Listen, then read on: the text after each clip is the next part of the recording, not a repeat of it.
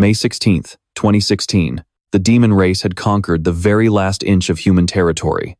Humanity had completely fallen. This young man, a SSS-rank lightning assassin, was the final warrior left with the strength to fight.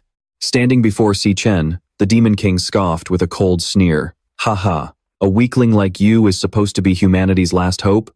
Your entire race is nothing but garbage that can't even withstand a single blow. Now, serve your final purpose and become food to fuel my strength." The Demon King's laughter echoed through the air. Sadly, Si Chen had no way left to defend himself. He was consumed by bitter resentment. His little sister, his comrades, his master, everyone he loved had been brutally slaughtered by those beasts. He desperately wanted to avenge them. If he couldn't win, then he would drag the Demon King down to hell with him. With that final thought, Si Chen unleashed his ultimate SSS-rank lightning arc skill. A blinding light erupted from his body, so intense that neither the Demon King nor the horde of monsters behind him could see a thing or even move an inch. But as soon as the skill was activated, Si Chen's body also began to disintegrate. As his consciousness faded away, fragments of his memories flashed before his eyes like a carousel. He saw his little sister, his parents, his master. Si Chen thought to himself, "We'll be together again soon. I'm just sorry I wasn't strong enough. If only I had been a little stronger." The Demon King's harsh, agonizing scream echoed, "You filthy humans, how could you actually force me to?" Before he could even finish his sentence, his body began to crumble alongside Si Chen's. And just like that, carrying a heart full of regrets, Si Chen met his end. His very last thought was wishing he could turn back time to discover the demon rifts sooner. If only he could have stopped the first Demon King from appearing, he wouldn't have had to lose everything so cruelly. He truly thought that was his final moment. But to his utter shock, Si Chen opened his eyes to the light once again. Who knows how much time had passed, but as he slowly opened his blurry eyes, he realized he was lying on a bed, with his left hand wrapped in crude bandages. Am I still alive? In complete disbelief, Si Chen looked left and right, wondering where on earth he was. He got up, slipped on his shoes, and peered out the window, only to see a bustling crowd of people walking around downstairs. Si Chen's heart skipped a beat. What was going on here? Hadn't the entire world been destroyed? Then where did all these people come from? Confusion overwhelmed his mind, and it took a long time for Si Chen to finally accept the shocking reality that he had traveled 10 years back in time, returning to his days as a college student. Even more shocking was that he had brought the power of gluttony back with him before any of the tragedies had even begun. May 16th, 2007, this was exactly 3 years before the first Demon King descended. Just 3 years from now, the first Demon King, Wrath, would arrive. Wrath was the one who opened the gates of hell, paving the way for the other Demon Kings to descend upon the human world. That was the starting point of total annihilation, and the moment Si Chen lost everything. But now, he was actually back. A bold idea struck him. Isn't Wrath the root of all this chaos? If he could just defeat him, he could prevent the gates of hell from ever opening. Perhaps the heavens wanted him to do exactly that, giving him this second chance to change their fate. But there was another thing. Earlier, a status window had popped up in front of him, claiming that the integration of his gluttony power was complete. But Si Chen had no idea what it really was. All he knew was that it had been floating in front of him ever since he woke up, and nothing he did could make it go away. Si Chen reached out to touch it, and though his hand passed right through, the screen's content shifted, displaying his name and showing that his current level was 1. Below that were his 6 basic attributes: strength, stamina, elemental power, speed, luck, and mental strength, all starting at a base of 100 points. Si Chen wondered what this game-like interface was. Could these actually be his current attribute points? But he had never seen anything like this before. In his past life, Si Chen had always fought using his awakened powers. Only 1 in 10,000 people in this world could ever become an awakened. What is more, the school he was currently attending, National Awakened University, only admitted those with the potential to awaken. Unfortunately, in his past life, Si Chen failed to awaken during his college years. For 4 long years, he was at the very bottom of the food chain, a punching bag that anyone could kick and beat up at will. This was probably why he had woken up in the infirmary, likely having just taken another brutal beating. Just then, with a brief flicker, the status window in front of Si Chen changed again, displaying the lightning assassin class he had possessed in his past life, along with 2 skills. First is Godspeed, which channels an electric current through the body to boost movement speed by 10 times in the blink of an eye. The second is Lightning Blade, which concentrates electricity into a blade to increase critical damage.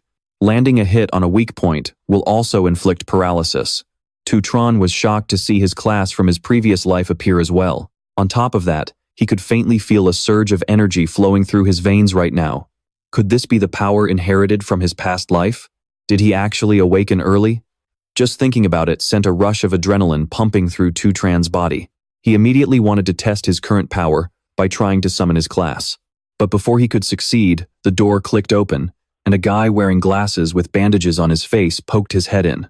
It was Ma Long, his college roommate who had awakened with an E-rank chanter class. "Hey bro, you're awake. Is your body okay?" Ma Long excitedly rushed toward Tran, completely unaware of the status window that was still open right in front of him. "Yeah, I'm fine," Tran replied shortly. Just as he thought, other people couldn't see this interface.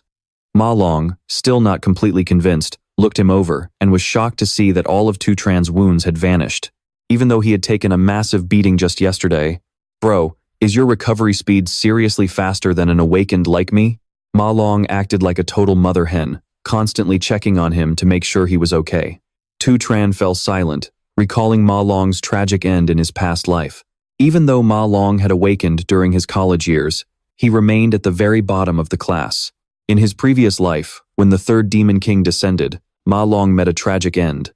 But right now, he was standing right in front of Tran in the flesh. Only at this very moment did it truly sink in that he had returned to the past. Ma Long fumbled around for a moment before remembering something important. "Oh, right.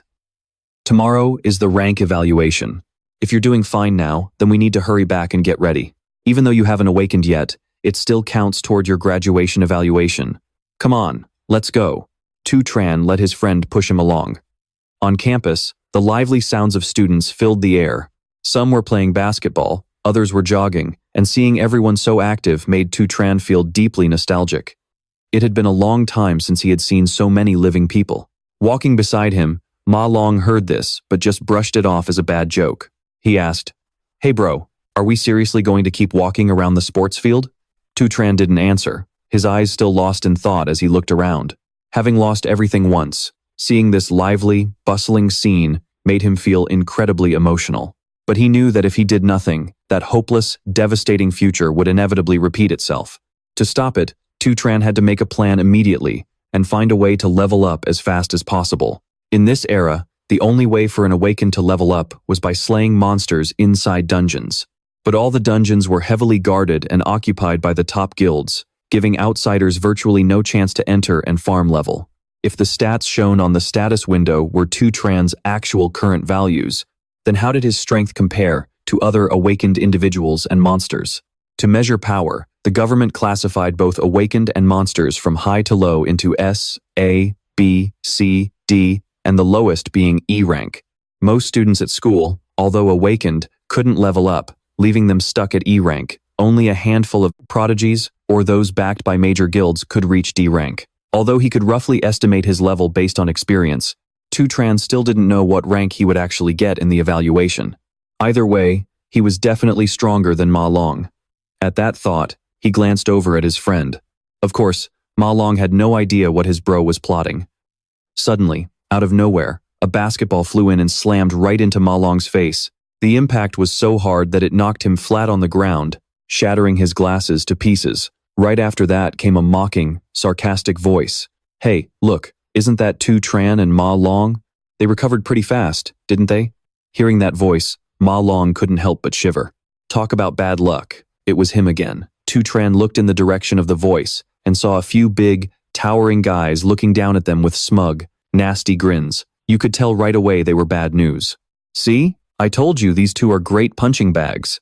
You guys obviously knew I was playing basketball here, so why didn't you bring us some drinks?" Things from 10 years ago, Tran didn't remember very well. But judging by Ma Long's frantic bowing and apologetic stuttering, it was obvious this jerk in front of them had bullied them countless times. Too bad for him, in this life, Tran was no longer the same weakling. He stood proudly in front of Ma Long, stopping him from running off to buy water. "You're not the one in the wrong here. They're the ones who should be apologizing. Based on Tutran's not-so-great memory, a few unpleasant moments suddenly came rushing back. Like that time, these thugs shoved his head into a sink full of water, nearly suffocating him, and all Ma Long could do was beg in vain, completely helpless to stop them. And the reason he got bullied like that? It was simply because Tutran was unawakened. They excused their cruelty by claiming they only wanted to give him a little shock to help him awaken sooner. Every single time, Tutran was tortured until he passed out. Only then would these scumbags lose interest and stop. Only then could Ma Long rush over to support him and carry him to the infirmary. Pure malice didn't just exist in dungeons. It was right here in everyday life. Why won't they just leave us alone? Tutran remembered muttering those very words the time he almost drowned. The result? Those bastards, who were about to leave, heard him and came back to beat the living daylights out of him again. Just like right now, looking down on them with utter arrogance from his high seat. Ma Long was about to run off to buy water to serve him, but Tutran stopped him in his tracks. This was the first time he'd ever shown such defiance. Naturally, not only Ma Long but even that scumbag was completely stunned. He immediately stood up, looking ready to teach him a lesson. That jerk was Kung Than, an E-class warrior. Following close behind him were a few of his loyal lackeys. Because his older brother was the school's strongest student council president, Kung Than always acted like a big shot and bullied everyone. In reality, his actual abilities were completely mediocre. Seeing Kung Than rise and walk toward Tutran, the students around them couldn't help but cover their mouths and snicker, practically bursting with excitement to watch the drama unfold. Look over there. Kung Than is about to wreck them again. Haha, didn't they just get out of the infirmary? One is the weakest awakened, and the other hasn't even awakened yet. The two biggest losers in school. They totally deserve it. Amid the whispering of their classmates, Kung Than was now standing right in front of Tutran. Scowling like a demon, he growled, "What did you just say?" To his surprise, Tutran didn't flinch at all as he shot back. "Music. Stay the hell away from us from now on." Instantly, Kung Than's fist flew forward. "I think you're just begging for a beating." Everyone thought Tutran would get his face smashed in like always, but the tables had turned. This time, he simply raised his hand and precisely struck Kung Than's joint. With that one small move, Tutran completely neutralized his opponent's punch. Kung Than was forced back several steps by the blow, and the onlookers in the crowd were all wearing the same shocked expression. Even though they saw it with their own eyes, they couldn't believe what just happened. What the heck was that? He actually blocked Kung Than's punch? Damn, am I seeing things? He clearly hasn't even awakened yet. Kung Than felt utterly humiliated. How could he, an awakened warrior, be pushed back by a powerless weakling? Unable to accept this reality, he lunged forward, desperately trying to land a hit on Tutran. Meanwhile, Tutran had been wanting to test his new strength anyway, so he figured he might as well use this guy as a guinea pig. The class transition was completed in an instant. Tutran was now a lightning assassin. Although he was only level 1, his strength had doubled, and his speed had tripled. Seeing the electricity crackling around his best friend's body, Ma Long's jaw dropped. He could only stammer out, You, when did you awaken?" Tutran didn't have time to catch up. Instead, he just curled his fingers in a beckoning motion, taunting his opponent. Driven mad with rage, Kung Than immediately activated his immortal demon armor and charged forward. "I guess you've forgotten what my killing spike fist feels like, you little punk. If this punch landed on an ordinary person, it would easily shatter their bones." But with the extreme agility of an assassin, Tutran didn't even give him a chance to get close. He burst forward like a bolt of lightning before Kung Than could even take 3 steps. Then, his strike landed first. Taking the hit head-on, Kung Than was knocked flat on his back. This time, the crowd of onlookers gasped even louder. Tutran's speed was so insane that the blow landed in the blink of an eye. They couldn't even see how he took the guy down. Was this really the same Tutran? What on earth just happened? As more and more people gathered around, Kung Than, who had been slammed face first onto the ground, finally started to scramble back up. Still refusing to accept that he had been knocked down by his favorite target, he tried to play dirty by loudly accusing Tutran of a cheap shot. "Damn it, what are you idiots just standing there for?" he barked, wanting his lackeys to teach Tutran a lesson on his behalf. But at this point, not a single one of them dared to move, let alone mess with him. Tutran looked absolutely terrifying right now. In the end, Kung Than had no choice but to drag himself up on his own. Gongcheng didn't even have time to think about whether Si Chen was acting different today. His head was filled with nothing but pure revenge. But the price he paid for acting before thinking was having his strike completely shut down by Si Chen yet again. Si Chen grabbed his opponent's wrist and squeezed so hard that Gongcheng let out a high-pitched shriek of agony. Si Chen wasn't done yet, clenching his other hand into a tight fist. Right before delivering the blow, he calmly dropped a brutal truth bomb. "You're a total noob." After that, the outcome was exactly what you'd expect. Taking the hit head-on, Gongcheng's massive body was sent flying, crashing even further back than before. A bright red handprint was seared onto his face from Si Chen's slap, leaving him completely battered and bruised from head to toe. A dead silence fell over the area, making the sound of Ma Long collapsing heavily onto the ground stand out even more. He was trembling even worse than when Gongcheng was bullying him, his mouth muttering non-stop. Si Chen. When on earth did he get this strong? Meanwhile, Si Chen couldn't care less about the stunned stares. He was completely focused on analyzing his own stats. For now, he could already draw a few quick conclusions. First off, just like before, he can switch into his lightning assassin form at any given second, and even though his system level is still only at level 1, just as he suspected, his normal state is more than enough to handle low-level awakeners. This also means his current rank is definitely higher than E rank, though his exact grade remains a mystery. Still, there was one thing Si Chen couldn't quite wrap his head around. He had clearly just beaten Gongcheng, yet his system stats hadn't budged at all. Could it be that the method of gaining experience points is the same as before? With that thought, a crackling electric dagger materialized in Si Chen's hand. He started walking toward Gongcheng with a cold, murderous aura that absolutely terrified the onlookers. "Si Chen, what are you doing?" Ma Long's voice trembled as he saw his best friend pressing the electric blade right against Gongcheng's neck. Gongcheng was already scared out of his wits, sitting frozen like a statue, completely at Si Chen's mercy. It was unclear if Si Chen actually planned to end his life, but before he could do anything, a girl's voice suddenly cut him off. "Hey, we're still on school grounds. Even if he started it, he's had enough." The newcomer was dressed impeccably and oozed confidence. This was Lingwu, the student council vice president. After stepping in to stop Si Chen, she added, "Besides, I'm sure he won't dare lay a finger on you guys ever again." Si Chen had never liked the student council, but since she had personally stepped in, he decided to let it go and released Gongcheng. Truth be told, he didn't plan on doing anything extreme anyway. He just knew that if he didn't show them absolute dominance, pests like them would keep bothering him forever. As Si Chen walked away, no one dared block his path, instantly parting to make way for him.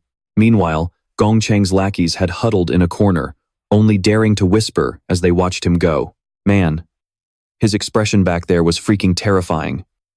We should definitely steer clear of him from now on. Is that even the same Si Chen? Aren't those two supposed to be the weakest and poorest losers in the whole school? By then, Ma Long had quickly caught up to him. Watching the two of them walk off in a calm, unhurried pace, Lingwu's lips curled into a smirk as she muttered to herself in a mocking tone, "The weakest and poorest, huh?" Back at the dorm, Ma Long wasted no time telling their roommates everything that happened. He gestured wildly, his face full of excitement, but the idea of Si Chen awakening, especially as an incredibly powerful lightning assassin, just sounded way too far-fetched. Naturally, the other two roommates didn't take the story seriously at all. "So, where is he now?" asked Xiangzuo, an E-rank mage, as he casually picked his ear. I think he said he was going for a jog," Ma Long replied, only to get immediately yelled at by Xiangzuo. If he's really that strong, why on earth would he need to jog? Since when do awakeners need basic cardio? Do you hear how ridiculous that sounds? Xiang Yu, another E-rank chanter just like Ma Long, also wore a completely indifferent expression. He clearly didn't believe Si Chen had awakened either, assuming Ma Long's brain had just been rattled too hard from getting beaten up. The only reason the four of them shared a dorm was because they were the four lowest-ranked students in the entire grade, with Xiangzuo being the strongest among them. This was because Ma Long and Xiang Yu were both flower element chanters, a pure support class, while Xiangzuo was a core mage, the only combat class in the entire room. So hearing that Si Chen had suddenly awakened as a top-tier assassin was something Xiangzuo simply couldn't accept. Seeing Xiangzuo continuously nagging and scolding Ma Long, Xiang Yu finally couldn't take it anymore and cut him off, saying that tomorrow was the final rank evaluation before graduation, and everything would be made clear then. Meanwhile, outside an E-rank trial dungeon, a group of people had just emerged. Following behind them was Lingwu, while the handsome guy leading the pack with blood splattered on his coat was none other than Gongting. The student council president is actually Gong Cheng's older brother, but the physical difference between the two is just night and day. Alright, that is it for today's training. As soon as Gong Ding speaks, everyone around him bows respectfully. His gaze sweeps over a tall, heavily bandaged figure, standing not far away. Are you waiting for me, Gong Cheng? Gong Cheng has clearly run over to whine about how Si Chen taught him a lesson this morning. His eyes are burning with hatred, and his tone is pure venom. Brother, if you do not handle this, I will not be able to sleep a wink tonight. He humiliated your own brother in front of everyone. He is clearly insulting you too. I get it. I will handle him for you, Gong Ding replies. Yet during his dinner with Ling Wu, Gong Ding acts as if he does not care in the slightest. Sitting across from him, she is actually the one who loses patience first, asking how he plans to handle the situation. Setting aside the fact that Gong Cheng is just pathetic, is that guy really as strong as they say? He asks. That guy is obviously a reference to Si Chen. Ling Wu shakes her head. She and Gong Ding are fully aware of every student's strength and rank in this school. There are fewer than 10 people who have reached D rank, and they have all been recruited into his guild already. Besides, no one else has the chance to access the dungeons like Gong Ding does. In other words, ordinary awakened ones have absolutely no way to level up. No one can ever hope to keep pace with him. As the night grows late, the rain pours harder, but a lone figure continues to run laps around the stadium. It is Si Chen. Carrying a heavy pack loaded with 2 100-pound dumbbells, he has already run 20 kilometers. Although this is just basic training, it is crucial for building his physical stats. An awakened individual's ceiling is directly proportional to their physical strength. Only when your body is strong enough can you withstand and unleash the full power of your class. That is why he is out here training like his life depends on it. Because he knows his current physique is nowhere near ready to handle the class he now holds. Back in 2016, the Demon King of Wrath escaped the dungeon and descended upon the human world. In the blink of an eye, he slaughtered countless human lives. Among them was Si Chen's only remaining relative, his younger sister. It was also that monster who opened the gates of hell, allowing the other demon kings to invade the human world. That is why Si Chen's ultimate goal in his first phase is to eradicate Wrath. He has only 3 years left. It might sound like a long time, but Wrath is also growing stronger by the day, and Si Chen must outpace him. After running for a long time, his phone suddenly rings. Seeing the caller ID, Si Chen's heart leaps into his throat. It is Si Yun, his younger sister. Si Chen quickly puts on his earphones and answers the call. Her voice comes through the receiver, sounding so distant, as if echoing from another world. Hello? Hey, big brother. Why did you call me so many times today? My phone died during my tournament. I just got back to the dorm to charge it. I told you, if I win the prize money this time, we can finally pay off our rent. Ha ha ha. Si Yun's sweet, cheerful laughter only makes Si Chen freeze in place. In that desolate future, he had lost count of how many times he had prayed to the heavens, begging for a chance to start over. Even if he had to pay with everything he had, even if it meant dragging his soul down to the deepest pits of hell. Now that he has actually been given a second chance, and Si Yun is still alive, it all feels incredibly surreal. Huh? Brother, is it raining over there? Why are you so quiet? It is nothing, Si Chen finally chokes out. I just haven't heard your voice in so long. Rain and tears mix on his face, but Si Yun on the other end has no idea. She laughs. What are you talking about? Didn't we just talk the day before yesterday? Once my tournament is over, we can hang out. Just wait for my good news. Bye-bye. As the call ends, Si Chen takes a deep breath and steels his resolve. Heaven really did answer his prayer and let him start over. Now, he must push himself to the absolute limit to ensure that tragic future never repeats itself. With that thought, he decides to run 3 more laps. He must get stronger as fast as possible to protect everything he holds dear. Only after everyone else has fallen asleep does Si Chen finally return to his dorm. 8 hours have passed since his regression, and he is slowly getting used to this younger body. Although his physical stats are still pretty weak, this feeling of youth is amazing. After a quick shower, Si Chen sits down to ponder his most critical problem. To level up, he needs to enter the dungeons, but they are all controlled by the major guilds. Aside from the elite and wealthy, normal awakened ones have 0 chance of ever leveling up. So, how is he supposed to track down demon beasts? And what exactly is this gluttony power anyway? Lost in thought, Si Chen eventually drifts off to sleep. While he rests, a system is silently bootloading in the background, the Gluttony system. The moment the system initialization finishes, Si Chen, who was sound asleep, suddenly feels a violent sensation of free-falling. The stunning shock only lasted for a brief moment. Drawing on his years of combat experience, he spun mid-air and made a flawless landing, but his new surroundings were incredibly bizarre. Si Chen looked left and right, totally clueless about where he was. I mean, he was literally just sleeping in his dorm room a second ago. Before him stood a towering, imposing fortress, surrounded by a creepy swamp filled with thick, blood-red water. Suddenly, several grotesque creatures crawled out from beneath the water. They were Changbiao, dungeon monsters equivalent to an E-rank cloud warrior. Recognizing them as demon beasts, Si Chen instantly realized he was trapped inside a dungeon. Putting aside the question of how he got here, he immediately switched his class to assassin. The situation was still sketchy, but his priority was to clear out these pests first. The Changbiao monsters lunged at him like a pack of rabid dogs, but Si Chen was no pushover. Moving with blinding speed, he took them down with lethal precision, and they dropped their teeth as loot.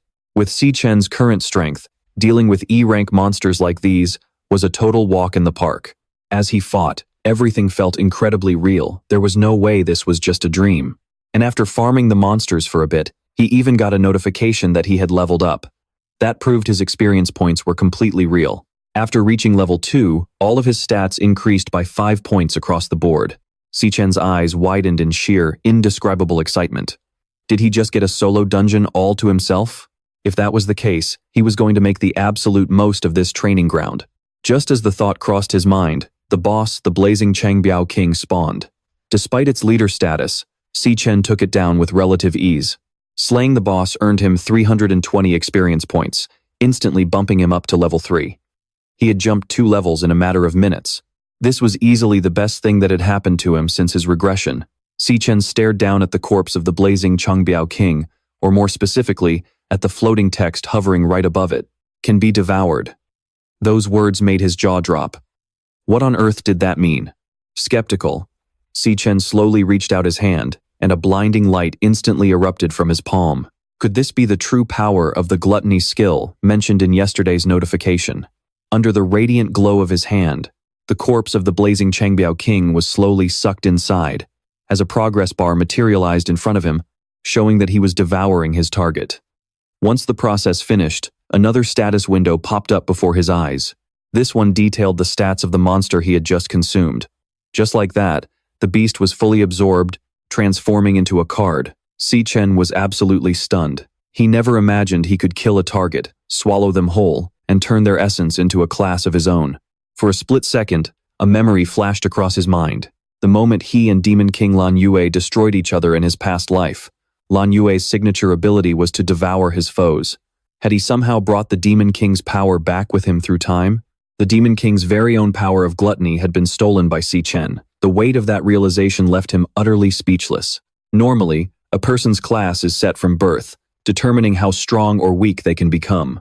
In other words, everyone is locked into a single class for life. But right now, Si Chen wielded 2 classes at the exact same time.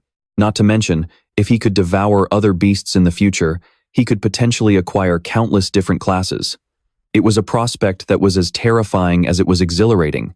Si Chen had no idea how he ended up with this power, or what that demonic tower behind him really was. But before he could think any further, a sudden, suffocating pressure slammed down on him. Si Chen felt like an invisible hand was squeezing his heart. Then, right in front of the tower, a shadowy figure materialized out of thin air. "You've finally arrived, Si Chen. I've been waiting for you for a very long time." The moment this creature appeared, an overwhelming sense of dread washed over him. It was an S-rank overlord. In this world, the government ranked both awakeners and monsters based on their power level. The lowest rank was E, while S was the absolute peak. In his past life, he nearly died just trying to reach S rank. Right now, his highest level was barely at D rank. Yet, in this uncharted dungeon, Si Chen was standing face to face with an S rank boss. The gap between them was astronomical. The boss's stats completely overshadowed his own. Si Chen gripped his weapon tightly, desperately trying to hold his ground. His mind raced with questions. What kind of dungeon was this? Why was there an S-rank monster here? And more importantly, how did it know his name? But Si Chen didn't have time to overthink it, because the monster was already lunging at him again. Strangely, though, after clashing for dozens of rounds, the monster had countless opportunities to wipe him out completely. Yet with every strike, It deliberately avoided his vital spots, doing nothing more than knocking him down over and over again. Still struggling, are you? The figure on the other side rumbled, watching Tu Tran fiercely push himself back up. Tu Tran realized the beast wanted to make him submit, though he had no idea what his ultimate goal was. You had better reconsider the choices I gave you, the boss warned. Will you stay here and guard this demon tower with me? It is a rare opportunity. This was the sudden offer from his opponent. Tu Tran replied without a second thought. I don't care what you say. There is no way in hell I am staying in this cursed place. The moment the words left his mouth, an agonizing pain shot through his left side, and just like that, his arm was severed clean off. His opponent's voice grew even darker. Do you really think I won't take your life? You are the only one who has ever made it this far, which is the only reason I have been this patient with you. Now, I will ask you one last time.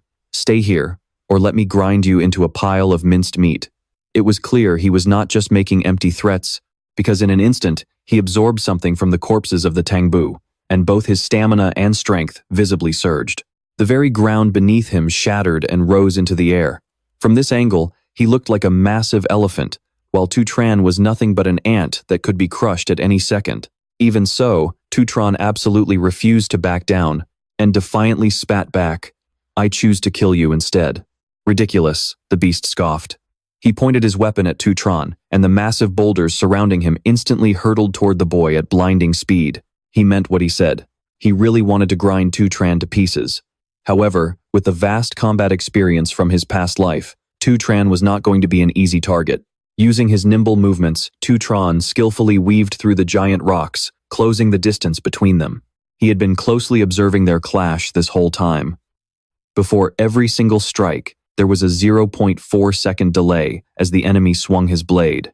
He could use this opening to watch the angle of his wrist movement, predicting the trajectory of the strike and evading it. Putting this theory into action, Tu Tran successfully dodged the incoming blade. Even more importantly, after each swing, the beast needed an additional 0.2 seconds to recover. Only by targeting this opening could Tu Tran strike, while his opponent's guard was completely down. Just like that, in the blink of an eye, Tu Tran's lightning blade pierced straight through the enemy's heart during that precious 0.2-second window. Striking a weak point triggered the lightning's paralyzing effect. He knew full well that as a D rank, he couldn't kill an S rank opponent, but the full force of his paralyzing attack would at least keep him pinned down for a few seconds. The beast was incredibly fast, and Tu Tran had not had enough time to put some distance between them, but this was his golden opportunity. Tu Tran immediately activated his flash step skill, and in an instant, his movement speed multiplied 10 times. These few precious seconds were more than enough for him to escape. Of course, Tu Tran was not running blindly. Throughout the battle, he had been scanning his surroundings and noticed a single source of light in the distance. He dashed straight toward that light. However, just as his fingertips were about to touch it, the light suddenly vanished. Too bad. That was just an illusion I left behind. The exit you are looking for does not exist, because this place is not a demon cave. The dungeon boss's chilling voice rang out from right behind him, making all the hair on Tu Tran's body stand on end. Still, you managed to find a flaw in my attack incredibly fast. How amusing. Even when facing hopeless pressure, you remained calm, analyzed the situation, and risked your life to find a sliver of hope. You truly are someone who can bring hope. Only now could Tu Tran clearly see his opponent's true form. He was the Purgatory Rakshasa, an S-class spirit-type warrior. But what panicked Tu Tran the most was that he had seen this exact form before, on the Lam Nguyen Demon King.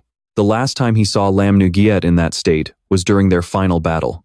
It was a fight where he had to sacrifice his own life just to barely drag the Demon King down with him. Lam Nguyen had switched between countless powerful classes, and Tu Tran remembered clearly that one of them was this exact form standing right before him. The realization made it hard for Tu Tran to breathe. In other words, this Rakshasa had once been devoured by Lam Nguyen's gluttony power, and in this life, that very power had merged with his own body. A sudden thought flashed through Tu Tran's mind. Could this place actually be inside his own body? As if reading his mind, the Rakshasa offered a word of praise.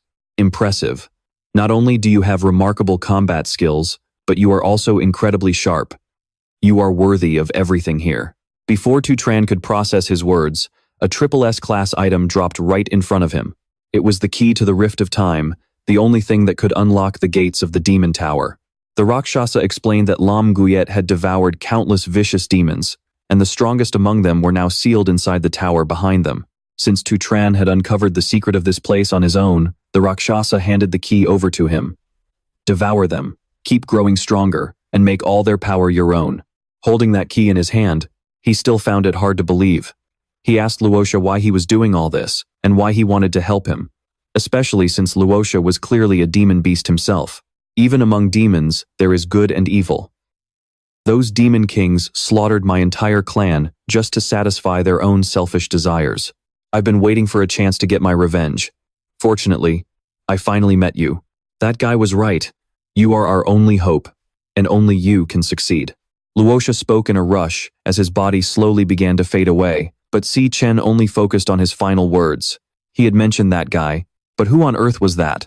Si Chen asked, but Luosha didn't answer. He simply said the answer lay inside that demon tower, and from now on, Si Chen would have to discover it himself. Take my power and go seek revenge. From this moment on, you must become stronger. Open the gates of the demon tower and devour everything inside. But remember, the demons in there won't show you any mercy like I did. Luosha was truly a thoughtful demon. He gave Si Chen plenty of warnings, specifically emphasizing that the monsters inside were the most cunning and vicious creatures in the world. But Si Chen had to endure and conquer them all. Only then could he stand at the top of the world and face those evil demon kings. Only someone who can do that is worthy of my power. Those were the last words Luosha uttered. With that, his body completely crumbled into dust. A gentle stream of purple light floated up and landed softly in Si Chen's palm. Just like before, he automatically absorbed his opponent's power. And after devouring Luosha, Si Chen shot up from level 3 to level 10, while also obtaining Luosha's dual weapons, the Luosha Netherbones. Even though they were from different races, one human and one demon, after devouring him, Si Chen could feel all of Luosha's deep pain and bitter hatred. So, he made up his mind to carry Luosha's legacy and seek vengeance, making those vile demon kings pay for their crimes in blood. With that, Rakshasa Purgatory became Si Chen's second class. He now possessed two new skills, Bone Assimilation and Triple Gravity Calamity. Bone Assimilation allowed him to absorb the physical strength of corpses and the energy around them, converting it into his own power. Meanwhile, Triple Gravity Calamity could manipulate gravity, attacking opponents in 3 modes: light, heavy, and super heavy. Hurry up, everyone, wake up. Before Si Chen could even enter the demon tower, he heard someone shouting loudly. He opened his eyes to see broad daylight. It turned out he was back in his dorm room, where Xiang Zuo and the others were in a hectic rush to get dressed. Hurry it up, don't slack off, we have to wear our uniforms today. Si Chen stared blankly for a few seconds. Everything that had just happened felt incredibly real, but when he pulled open his pajamas to check, his wounds were completely healed. This made Si Chen wonder, could everything that happened have just been a dream? However, when he opened the system, he saw the 2 class cards he had collected last night. This was solid proof that it actually happened. What's more, all the loot he had earned in that dream was now right in his hands. In just a single night, he had reached level 10, and all 6 of his core stats had reached 150 points. He wasn't even sure what rank that corresponded to anymore. Guess I'll have to find out during today's evaluation. Hey, Si Chen. Xiang Zuo popped out of nowhere, cutting off his train of thought.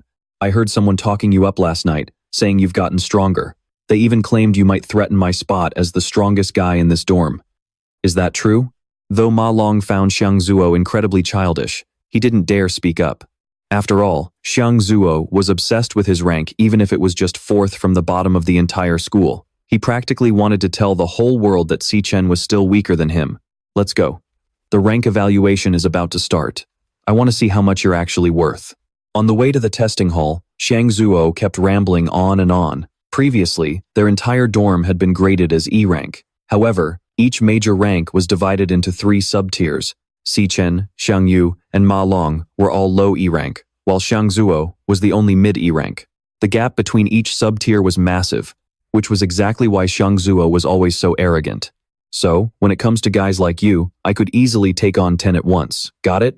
Haha, who knows? Maybe since we haven't been tested in 2 years, my rank has shot up even more. Seeing Xiang Zuo completely lost in his own little world, acting like he was king, Ma Long could only whisper to Si Chen, urging him to show his full strength during the test, and hopefully land a D rank evaluation just to slap him in the face. But having reached level 10, Si Chen didn't even care about a measly D rank anymore. He kept these thoughts to himself, of course. By the time they reached the hall, a massive crowd of students had already gathered. Gongcheng's lackeys arrived shortly after them, acting incredibly arrogant and pushy wherever they went. Most of the students were terrified of them, so they quickly moved out of the way to avoid any trouble. Yet, the moment they met Si Chen's eyes, remembering what had happened yesterday, they immediately bowed 90 degrees and greeted him with utmost respect. Tu Tran, boss, you're finally here. Hung Ta looked at Hung Hu, and Hung Hu looked at Tu Tran. Neither of them could have ever dreamed that Kung Than's lackeys, who used to help him bully Tu Tran all the time, would now be so terrified of him. Meanwhile, Ma Long was extremely smug, grinning from ear to ear. Humph, I told you guys so. As the main character of this whole ordeal, Tu Tran didn't even care. He just turned around to leave, but before he could take more than a few steps, someone blocked his path. Rose, I heard someone had a clash with Kung Than yesterday. Do you have any idea that he is the biological younger brother of Lord Kung Din, our esteemed student council president? The one blocking Tu Tran was Kwang Ditch, a student council officer, and a pretty well-known D-ranker. At first, Hang Ta's group was standing too far away to hear what they were saying. They just thought it was really weird to see Kwang Ditch and Tu Tran talking. But as time went on, they felt the atmosphere growing increasingly tense.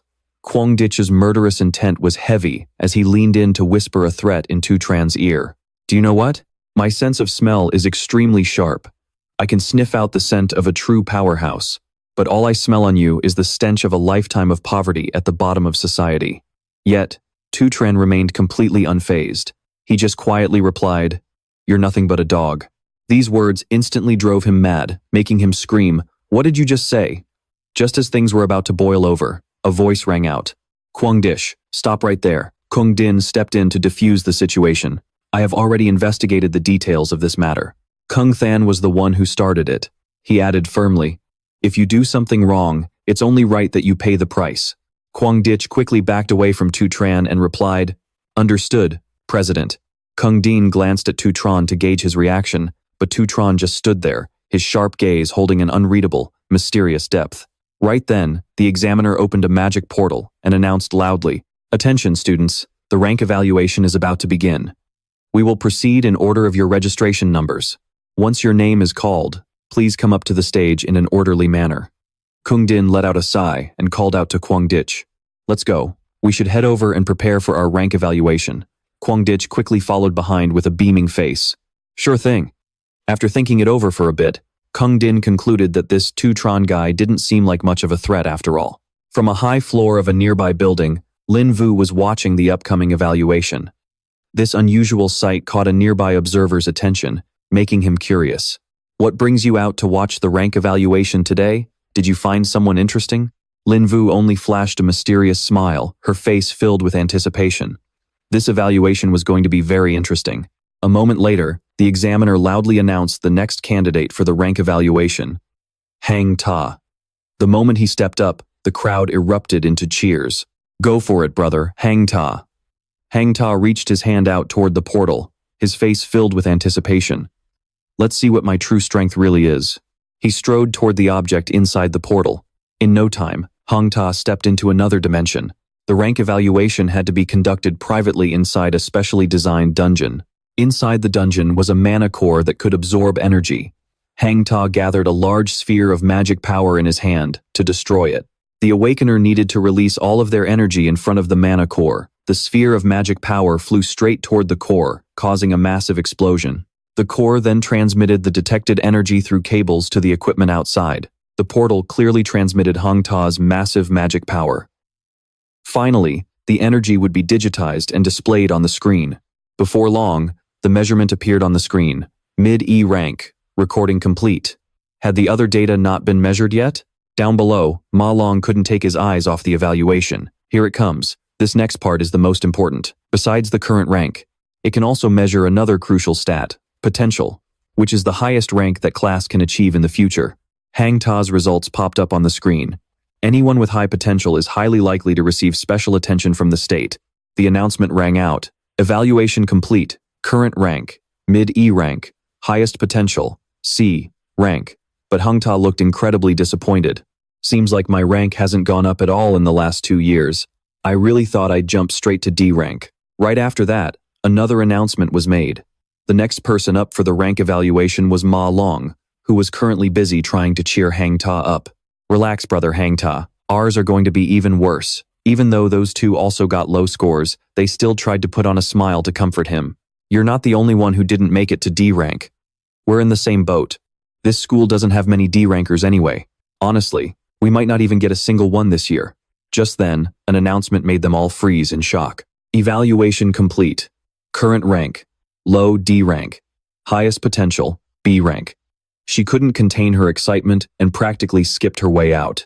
The first D rank of this year's batch has appeared. A while later, Huang Dick stepped out with a smug look on his face. Evaluation complete. Current rank, low D rank. Highest potential, A rank. This only pushed the others further into despair. That was already the 8th D ranker. Even the 2 examiners were taken aback by these results. We have so many D rank geniuses showing up this year. Even though they are only low tier, that is still incredibly rare for students who have never seen real combat. Exactly. Normally, a graduating class has at most 2 or 3 kids who can even reach D rank. At this rate, this year's graduation exam is going to be one hell of a show. Just then, the next candidate stepped forward as his name was called. He calmly adjusted his tie, exuding absolute confidence. Gong Ding. As soon as Gong Ding stepped up, the entire crowd buzzed with anticipation. It was finally his turn. He was the student council president and the young master of the Imperial Guild. A golden boy, adorned with countless titles, even Si Chen couldn't help but watch him. Whispers and excited chatter about Gong Ding rippled through the crowd. I heard he already hit D rank in a test 2 years ago. Right now, the highest rank in our class is only a low-tier D rank. Even the highest rank in our school's history was only a mid-tier D rank. I wonder what kind of level he is going to reach today. Inside the chamber, the demon heart quietly awaited the next challenger. It slowly opened its eyes, ready to take on whatever attacks were coming. As Gong Ding stepped inside, he approached the beast and reached out his hand. He was completely calm, his gaze sharp and icy, as if he was preparing to unleash a devastating blow. Only by saving my lethal strength for the final graduation exam will I make the biggest splash. For now, I have to hold back a little. Gong Ding's eyes flared. He had always been proud and ambitious, but even with some power held back, he would still be the greatest in the school's history. Moments later, the display outside flashed with the results. Even the supervising professor looked up in pure suspense. That color. And then, an unbelievable result appeared on the board. High-tier D rank with S-rank potential. Everyone gasped in utter disbelief. A high-tier D rank with top-tier S-rank potential. The crowd erupted into deafening cheers of admiration. He is the absolute best in our school's history, as expected of our president. All hail the president. Amidst the roaring crowd, Si Chen remained completely unfazed. Our school just produced another S-rank potential, awakened. We are literally witnessing history. After double-checking the results several times, the examiners looked visibly tense. The results are correct. High-tier D rank with S-rank potential. Do we report this directly to the higher-ups? Absolutely. Meanwhile, the other students rushed over to crowd around Gong Ding, cheering wildly. An awakened with S-rank potential is an incredibly rare treasure in this world. They naturally receive top-priority national focus and protection. Not to mention, he is the young master of the Imperial Guild. This is bound to top the national headlines. A smug, satisfied smile played on his lips. Gong Ding's test results. Rank, high-tier D, rank, potential, S. Yuan Long watched from high above, unable to hide his amazement. This year's exam is truly a breeding ground for geniuses. He then turned to Ling Wu, teasing her. You knew Gong Ding had S-rank potential all along, didn't you? No wonder you came to watch the show today. She simply lowered her gaze and replied in a quiet voice. Not at all. I didn't come here for him. Ling Wu lowered her voice, her eyes locked onto a single spot. Because compared to Gong Ding basked in the spotlight, Si Chen's calm demeanor was impossible to ignore. I am actually looking forward to his performance much more. When his turn finally came, he maintained his calm, slightly exhausted demeanor. Next up for evaluation. Si Chen. As Si Chen walked past, Jiang Di didn't miss the chance to throw a nasty jibe. Hey, loser. Try and save at least some face for your pathetic dorm, will you? He laughed mockingly, completely unbothered by who heard him. Don't go in there and end up with a low-tier E rank. If that happens, the 4 of you will be a bunch of mid and low-tier E ranks lumped together. You will be the biggest laughingstock in the entire school. Jiangdi was convinced that Si Chen would fail just like the rest of his roommates. A bunch of trash like you will only be a joke when the actual graduation combat exam starts. Seeing Si Chen get mocked, one of his roommates immediately spoke up. Just you wait. As Si Chen walked through the gates, Ma Long shouted, Si Chen is going to blow your mind. Xiang Zuo also instinctively glanced toward him. Si Chen.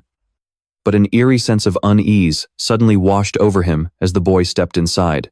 Could it really be? The moment Si Chen appeared, the demon heart trembled in sheer shock. The boy's eyes burned with a powerful, radiant glow, completely unlike anyone else. Because in this era, if an awakened wants any hope of a bright future, their only choice is to join a top-tier guild. And for most people, the only chance to prove their worth to these guilds is the final graduation exam. And that exam has very strict rules. A maximum of 10 members per squad, with students free to choose their own teammates. Whichever squad takes first place in the end, every single member of that squad will be scouted by the most prestigious imperial guild in the country. That is why this preliminary test does not just determine everyone's rank, it serves a much greater purpose. Jiang Di slung his arm over Yan Lin's shoulder and began to brag. Boss, this is Yan Lin, a low-tier D rank. He grinned, looking incredibly satisfied with their current lineup. So our 10-member team is finally complete. All 9 of this term's D ranks are on our squad, and we'll be adding your younger brother, Gong Cheng, when the time comes. Our team is guaranteed to take first place in the practical exam, since this is the team selection for the graduation combat trial. In an environment like this, of course, the absolute strongest team will emerge. Jiangdi continued to endlessly butter up Gong Ding. The final MVP is bound to be you, President. After all, the strong forming alliances while the weak are shunned and eliminated is the unchanging law of survival. By now, Ma Long was losing his patience. Si Chen had been in there for so long, yet the system board remained silent, making Ma Long anxious about why there wasn't a single peep. The others, however, showed absolute contempt. They figured Si Chen was probably so weak that the system couldn't even measure a rank. This test is basically over. Come on, let's just head back to the dorm. Seeing Gong Ding waiting for Si Chen to come out, Jiang Di barked, the few left are definitely trash. You don't need to wait, anyway. Our team is already full. Let's find a place to sing some karaoke. Hearing this, Gong Ding reluctantly agreed. Fine, call the others and let's go. Right at that moment, the scoreboard began to update with Si Chen's rank. When the result flashed on the screen, it instantly caught everyone's attention. Before they could even process the information, they stood frozen in shock, then suddenly erupted with pure joy. A high B rank. See? What did I tell you? I was right. Even Gong Ding and Jiang Di were visibly stunned. Huh? What? A high D rank? Inside, the demon heart seemed completely terrified of Si Chen's power. The screen read, current test result, high D rank. Monitoring program detected an unstable state in the demon heart. The test result may be inaccurate. Please retest. Staring at the status screen, he thought to himself, I only used my base physical body just now, without switching classes. It seems my level 10 base strength is equal to a high D rank. Right then, the system voice chimed, class transition in progress. Moments later, Si Chen's appearance transformed into something far more menacing, class transition complete. Alright, next, let's test my current weakest class. Outside, everyone watched intensely as the system scoreboard calculated Si Chen's points, and the result that appeared was even more unbelievable. A mid-C rank, it sent shockwaves through the crowd once again. What's going on? Si Chen's rank went up again. While Jiang Di turned pale with shock, Gong Ding's eyes widened in utter disbelief. C rank? Are you kidding me? Something is definitely wrong here. Even the professors were dumbfounded. Why did the rank change again? Is there a system glitch? Inside the chamber, the demon heart was completely paralyzed with fear. Monitoring program detected an unstable state in the demon heart. The test result may be inaccurate. Please retest. Before it could even recover, Si Chen made his next move. In that case, my other 2 classes must be above C rank. Class transition in progress. As magic energy surged around him, the system voice kept chiming. Class transition complete. With the transition complete, Si Chen quickly formulated his next move. Now, let's test my absolute strongest power. A status screen showing his current power immediately popped up, making the demon heart's eyes bulge in absolute disbelief. Moments later, a massive explosion erupted, sending thick smoke billowing everywhere. In the sky, a violent vortex formed alongside crackling lightning, leaving the students utterly bewildered by the chaotic scene. What on earth is happening? Xiang Yu clasped his hands together, praying for their fate. This celestial phenomenon will definitely go down in our dorm's history. I bet an earth-shattering legend has just been born. Right then, the system board continued to rapidly calculate the rank. An S symbol slowly and unbelievably materialized, reflecting Si Chen's overwhelming power. Their jaws dropped as if they had just seen a ghost. An S-rank potential? Gongding hadn't spoken a single word, but his face was completely frozen in terror.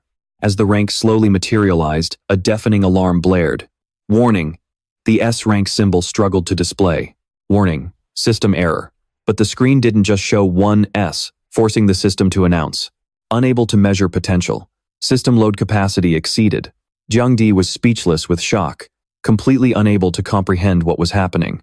Lightning and electric explosions continuously raged. In the midst of the crisis, the two professors rushed to get Si Chen out. This is bad. The demon heart is overloaded. Quick, get inside. We can't let anything happen to the student. They rushed inside to find him. Hey, kid, are you okay? But what lay before them was even more shocking than the chaos outside. The demon heart lay curled up on the ground.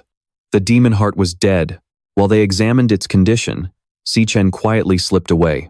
Was it because it was active for too long today? He was also beginning to realize the gravity of the situation. I went a bit too hard, and ended up killing the demon heart because it couldn't take it, but I did get an unexpected harvest. The system voice echoed, assimilation complete. My gluttony power can actually assimilate the power of the demon heart. Si Chen strode outside, right into the aftermath of that blast. His eyes flared with a sharp light as he activated his exquisite demon heart technique. While all the other students stood there in total shock, Si Chen calmly walked out. Now I can actually see everyone's rank. Pretty handy. His gaze swept across the crowd before locking onto one specific spot. Si Chen stared right at Gongding and his massive aura of mana. Turns out, Gongding had been hiding his true strength all along. Mid-C rank wasn't anything special to him. Right after that, two professors walked out, holding a shriveled, drained demon heart. What a pity. The demon heart seems to have suffered excessive drain and gave out. Today's testing is officially postponed. They quickly made an announcement to dismiss the students. Si Chen's test data from just now might be inaccurate. We'll report this to our superiors. Those of you who haven't been tested yet can come back tomorrow. We'll have brand new equipment ready by then. Meanwhile, Ma Long and his crew crowded around Si Chen, cheering him on. I don't care what they say. Those numbers were definitely real. Our boy Si Chen is a total genius. Xiang Yu ran up, massaging his shoulders and asking, So, what does our legend want to eat today? But Si Chen just gave a lazy reply, let's just head back to the dorms. Right at that moment, Jiangdi marched over and barked a challenge. I freaking knew it. How could a trashy loser like you ever reach C rank, and S rank potential on top of that? The testing machine was obviously broken. He couldn't hold back his contemptuous yelling. So you wrecked the demon heart, and now you're just gonna run away? Isn't that way too irresponsible? You made the rest of our student council guys wait until tomorrow just to get tested. Can you even pay for wasting our time? Si Chen was losing his patience, gathering mana in his hand as a dark thought flashed through his mind. This guy is such a pain. Maybe I should just crush him. But right then, Gongding spoke up to diffuse the tension. Jiangdi, stand down. Don't be rude to our teammate. Those words left Jiangdi completely baffled. Teammate? Gongding extended a hand towards Si Chen and made an offer. Join my team. Let's take on the graduation combat exam together. The highest score in school history will definitely be ours. Gongding waited for an answer while Si Chen eyed him with calculating scrutiny. Si Chen. This scene left everyone present utterly in disbelief. Gongding actually invited Si Chen to his team himself? Jiangdi's pupils widened in panic and unease. If that guy joined, someone would definitely get kicked out. How was he supposed to explain that to his bros? Joining Gongding's team meant a guaranteed first place in the graduation exam. Looking back at Si Chen, he couldn't stand letting him in. So many people couldn't bribe their way into that squad. What right did this kid have? Right then, Jiangdi's trembling hands brushed against him, but since Gongding had personally spoken, his face forced a stiff expression. He had to show his leader respect. Well then, welcome to the team. But unexpectedly, Si Chen bluntly swatted his hand away and gave a totally uninterested reply, making Jiangdi even more shocked. Meanwhile, Gongding's gaze sharpened, revealing a hint of surprise. Jiang Di couldn't hold back and screamed, "Do you even know what you're saying? Our team is the strongest in the whole school." But Si Chen remained ice cold. "Not my problem." He radiated an aura that could completely overwhelm anyone around him. "You're way too loud. Don't ever bother me again," leaving Jiang Di standing there, furious enough to breathe fire. Witnessing this scene, the crowd couldn't stop gasping. Si Chen actually turned Gong Ding down? He's got guts. That's the student council president. They couldn't believe his move either. Does Si Chen want to take first place all by himself? Well, his result was mid-C rank after all. Either way, we're in for a good show. On this side, Ma Long and Shang Zuo were absolutely loving it. Did you see the look on those two? Serves them right for acting so cocky in front of us earlier. Si Chen really has some serious guts. But Gong Ding wasn't mad at all. Instead, he seemed understanding. "It's fine. Looks like our brother Si Chen has his own plans." After that testing session, the students went back to their usual routines. Yuan Long let out a deep sigh of regret. What a shame those two won't team up. I was really hoping to see a new school record this year. Meanwhile, Ling Yu never took her eyes off Si Chen. But isn't it way more exciting this way? She seemed to understand his mindset perfectly. Gong Ding was born with a silver spoon in his mouth. Being rejected like this is basically a blatant declaration of war to him. Ling Yu's voice dripped with anticipation. Our president isn't someone you can mess with easily. At this point, Jiang Di still had zero respect for Si Chen. He only looked good because that machine glitched out. Does he really think he's a C rank? But Gong Ding immediately shut him down. What if the machine wasn't wrong? Even if there's only a 1 in a billion chance, I will never let anyone steal my first place spot. Hearing that, Jiang Di kept grumbling in anger. No matter how you look at it, he's just a student with zero real combat experience. We've secretly followed you into the combat dungeon a few times already. Why don't you let me teach him a lesson? But his next words made Kwang Dik panic. Do you really think I'm that petty? He quickly made an excuse. No, that's not what I meant.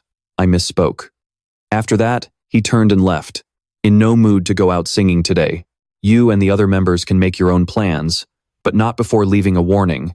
Whatever you do has absolutely nothing to do with me. Hearing this, Kwang Dich was momentarily stunned, but a sinister smirk quickly spread across his face as he caught the hidden meaning. Got it. It has absolutely nothing to do with you. About 10 minutes later, he called over one of his lackeys to ask about Tu Tran. He said Tu Tran had already left campus. The lackey nodded his head like a woodpecker. Yes, Boss Huang. I overheard him saying he had to go home. He left campus without even eating. These words made Huang Dich extremely satisfied. The heavens are truly on my side. The more he thought about it, the more thrilled he became. Once he's off campus, it'll be way easier for me to make my move. At the same time, Tutran walked out the gate, humming to himself, completely off guard. The quietness outside slowly brought back old memories. They had never truly faded from his mind. In his past life, an elite guild encountered a disaster while clearing a dungeon in Shenge territory. Inside the dungeon, they encountered a demon that had never been seen before. A massive beam of light burst forth, as if trying to swallow everything in its wrath. Its birth was completely unexpected.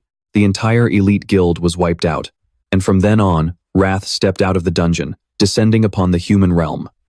That is all the information I currently have. Snapping back to reality, Tu Tran made up his mind. In this life, in order to quickly pin down the exact location of the dungeon where Wrath was hiding, I have drawn up a plan, but to set it in motion, I need a massive amount of money. Very soon, he stood before a grand building. This was the Mithril Monster Exchange, owned by the Mithril Guild, which would eventually become the largest trade center for resources in the country. Tu Tran took a close look around and began to calculate his next moves. An Awaken's weapons and gear are the ultimate factors that determine their strength. The Monster Exchange was the essential hub for trading gear. He placed down a few fossil fragments to trade. It was the fastest way for him to make money right now. The appraiser examined them with clear suspicion. Where did a student like you get your hands on these? Tutron honestly explained that they dropped from monsters, which only confused the man further. How come I've never seen these before? At that moment, Tu Li, who was standing nearby, chimed in. If I remember correctly, this is a drop from the Tongzum, an E-rank cloud-type magic beast. Tongzum Fangs. Tu Li quickly searched her memory. According to the database, Tangzum Fangs can be crafted into an E-rank cloud staff or ground into powder too. But she was instantly cut off by him. Save the lecture. What kind of wave can an E-rank item even make? He openly showed his contempt for Tu Tran and the items he brought. Our exchange only caters to prestigious VIPs, and everything I handle is at least D rank or higher. It's only natural that I'm not familiar with these cheap E rank items. Deep down, however, he was starting to worry. High-end clients have been really scarce lately. At this rate, when am I ever going to get promoted to manager? Glancing back at Tu Tran, he cursed under his breath. Just my luck, dealing with these troublesome freeloaders who bring zero profit. I might as well dump this on the newbie. With that, he dumped all the work on her. Hey, Tu Li, I'll leave the rest of the paperwork to you. Do a good job. I've got high hopes for you. She bowed politely. Yes, sir.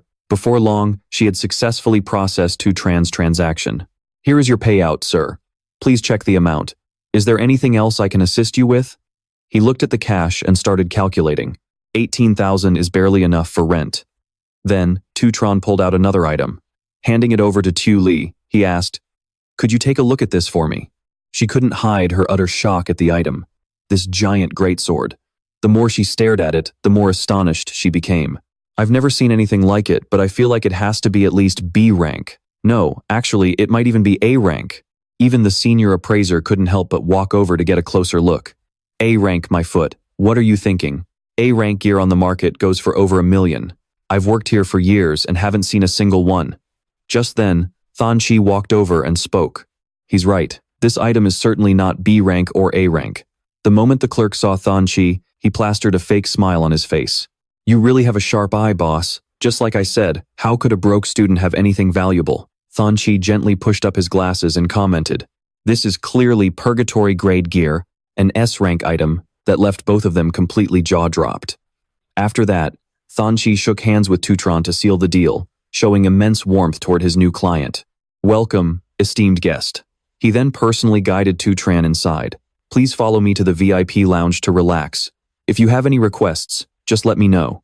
A gleam instantly flashed in Tu Tran's eyes. Finally, you've shown up. Tu Tran looked at the man in front of him, as if he had struck gold. Thon Chi. Right now, they were in the private transaction room. Xiao Li poured a cup of hot tea and asked, Excuse me, sir, how do you plan to handle this piece of equipment? Si Chen bluntly asked for 1 million, which caught Qingji a bit off guard. Only 1 million? He quickly explained to him. Do you know that A-rank gear already goes for $1 million on the market? This S-rank weapon is worth at least tens of millions, and could easily spark a bidding war for something so priceless. But Si Chen cut him off right away. I want to use this S-rank weapon as collateral and to borrow 1 million and repay it in a month, leaving Qingzi unable to believe his ears. Using an S-rank weapon as collateral to borrow money?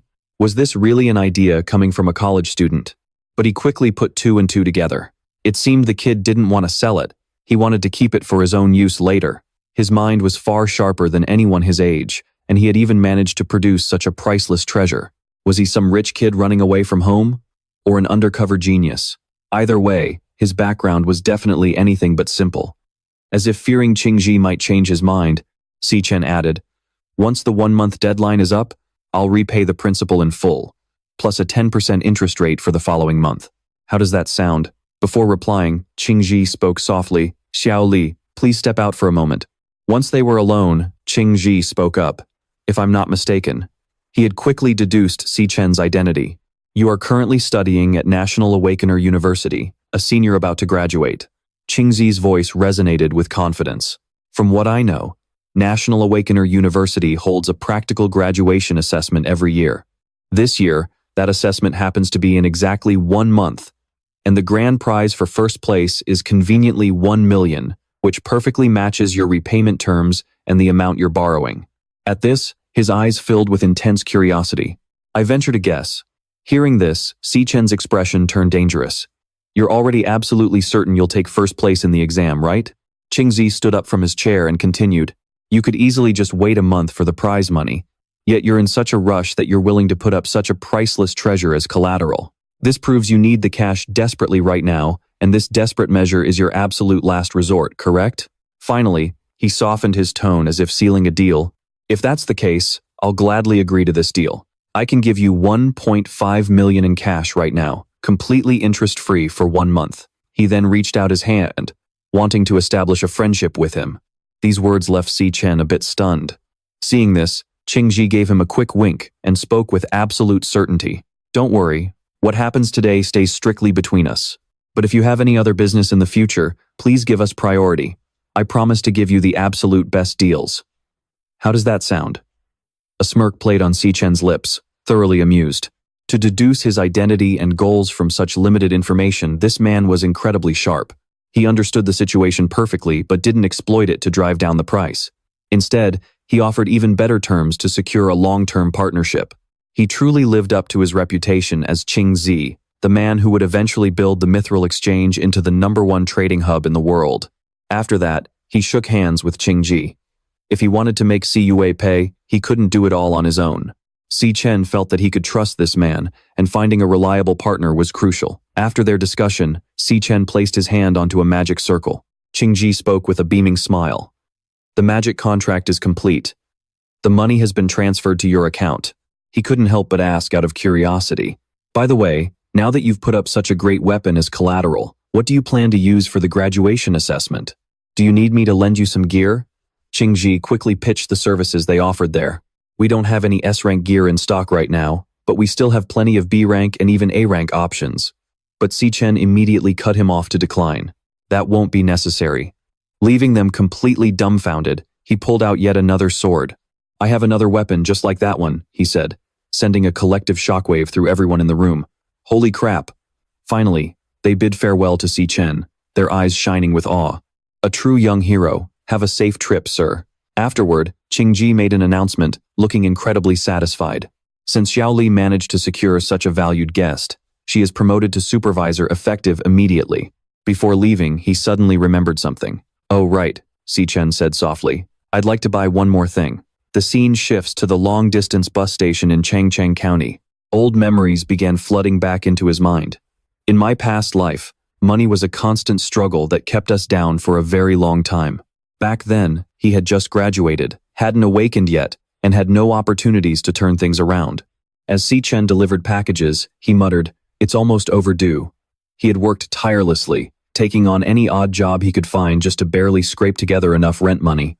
With only a balance of 105.6, Si Chen and Xiao Yun had no choice but to live the most scraping existence. He let out a dejected sigh. Once rent is paid, I'm completely broke for the month again. Si Yun tapped his shoulder to comfort him. It's okay, big bro. I found a tutoring job. But when Si Yun's acceptance letter from the art academy arrived, the young girl only quietly tore it into tiny pieces. Did you actually pass the exam? Yes, but Si Yun made up an excuse to avoid enrolling. But that school is too far away. I just want to be with you forever. Fearing she would become a burden to the family, his younger sister had even abandoned her dream school. Coming back to reality, Si Chen looked around with a flash of panic in his eyes. It is getting late. Xiaowan should have come out of the bus station a long time ago. Just then, a shout startles him. Before she even shows her face, Si Yun's voice echoes from afar. How many times do I have to tell you, brother? You are supposed to wait at the exit, not the entrance, she grumbles as she pulls her suitcase along. Are you so busy that you have lost your mind again? His pupils instantly dilate the moment he sees her. It has been 7 years. Seeing Si Chen still standing there dazed, Si Yun speaks up. Brother, are you not going to help me carry my luggage? She walks over and waves her hand in front of his face to pull him back to reality. Brother, why are you just standing there like a statue? Right after that, Si Chen suddenly pulls Si Yun into a tight hug, making her eyes widen in shock. He has missed Si Yun so much. It has been 7 years, and he has finally met her again. Xiao Yun. While Si Chen keeps holding her tight, she struggles to get away. Unable to take it anymore, Si Yun pokes him hard in the ribs and yells, Are you trying to choke me to death? Then, she casually throws her bag at him. You are acting so weird lately. Don't tell me you got rejected by your crush? Si Chen quickly denies it, saying that is not true. This leaves her even more confused. Well, then let us get moving and go home. On the way home, Si Yun chatters away non-stop. Oh right, something really funny happened on the way to the exam. Let me tell you about it. Looking at her carefree smile, Si Chen tells himself that in this lifetime, his determination is all for Si Yun, and he will absolutely never let her suffer any injustice again. Right at that moment, Jiang Di has already sent his men to block Si Chen. This is the road that bastard Si Chen must take. He carefully instructs his men, hide well, and the moment you see his face, ambush him immediately. Madness fills Jiang Di's eyes as he thinks, I want him to suffer the consequences of daring to provoke me. At this point, the lackeys start to feel uneasy, stammering. But Chief Jiangdi, so many guys from the student council are here. If we take it too far, will we not get in trouble?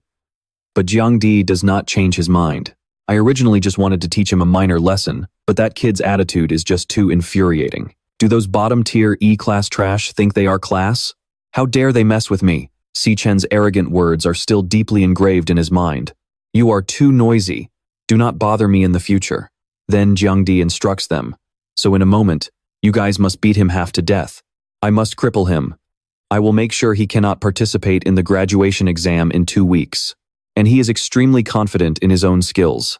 I am one of the top cloud attribute assassins, a unique talent in this entire school.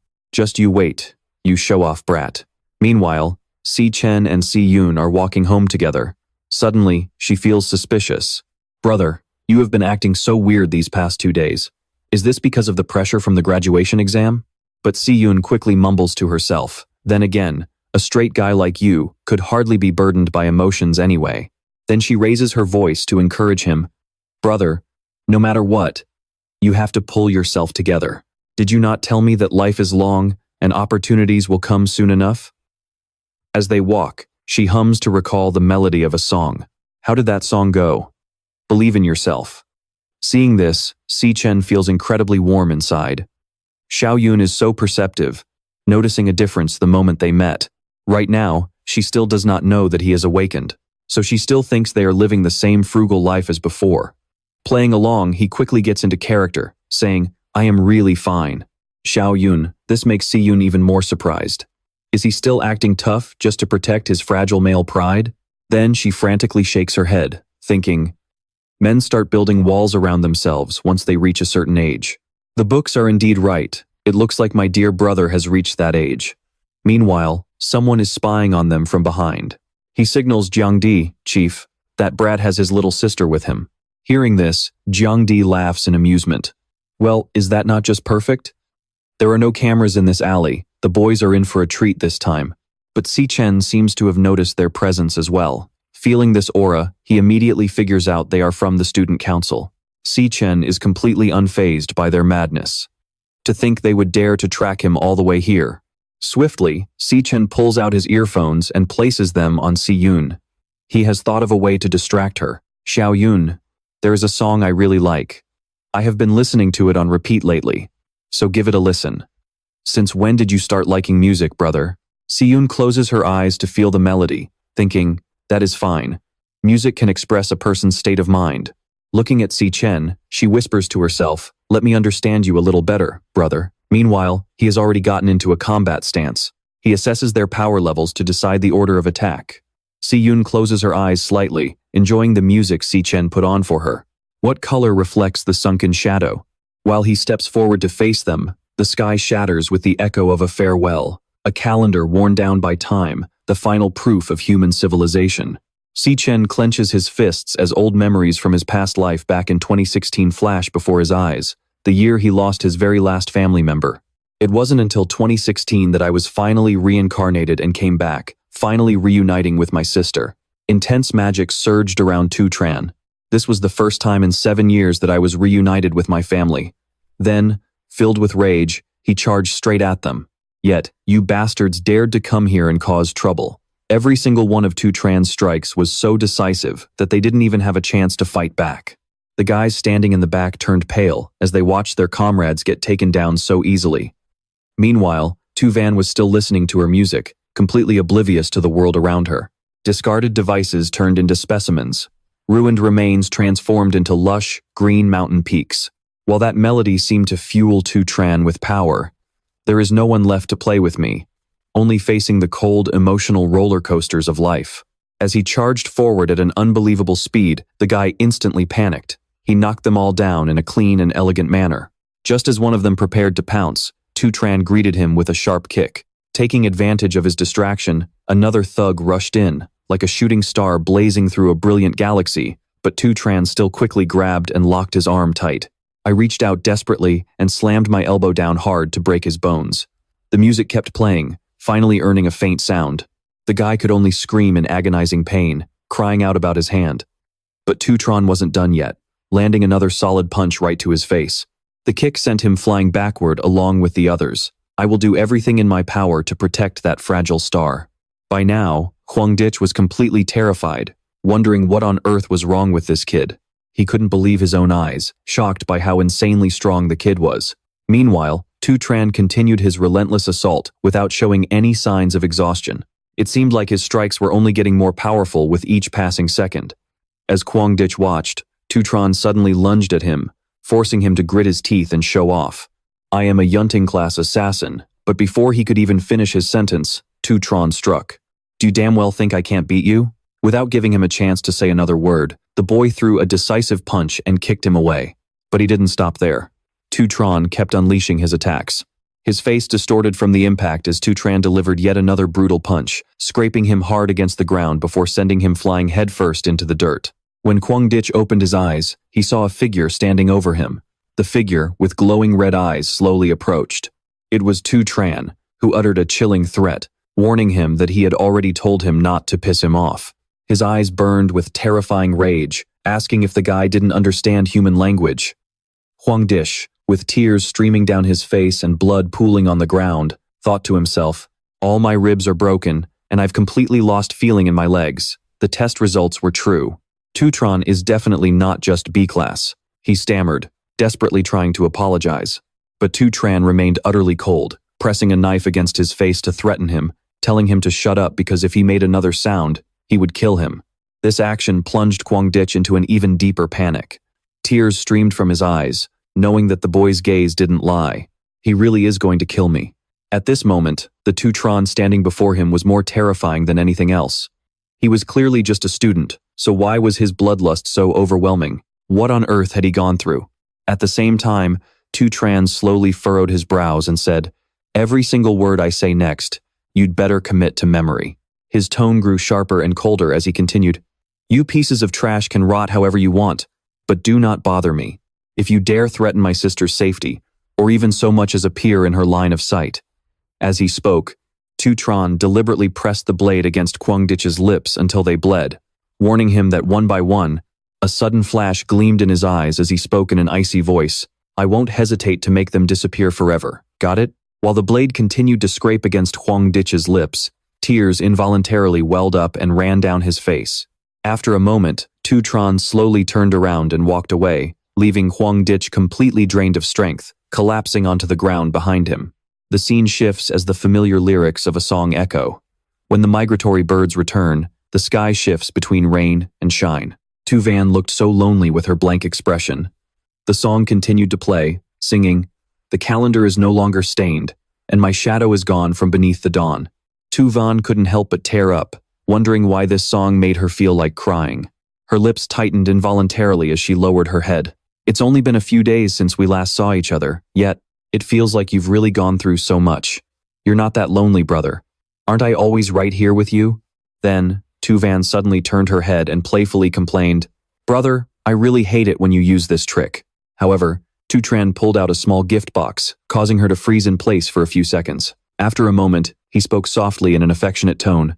Tu Van, here is a present for you.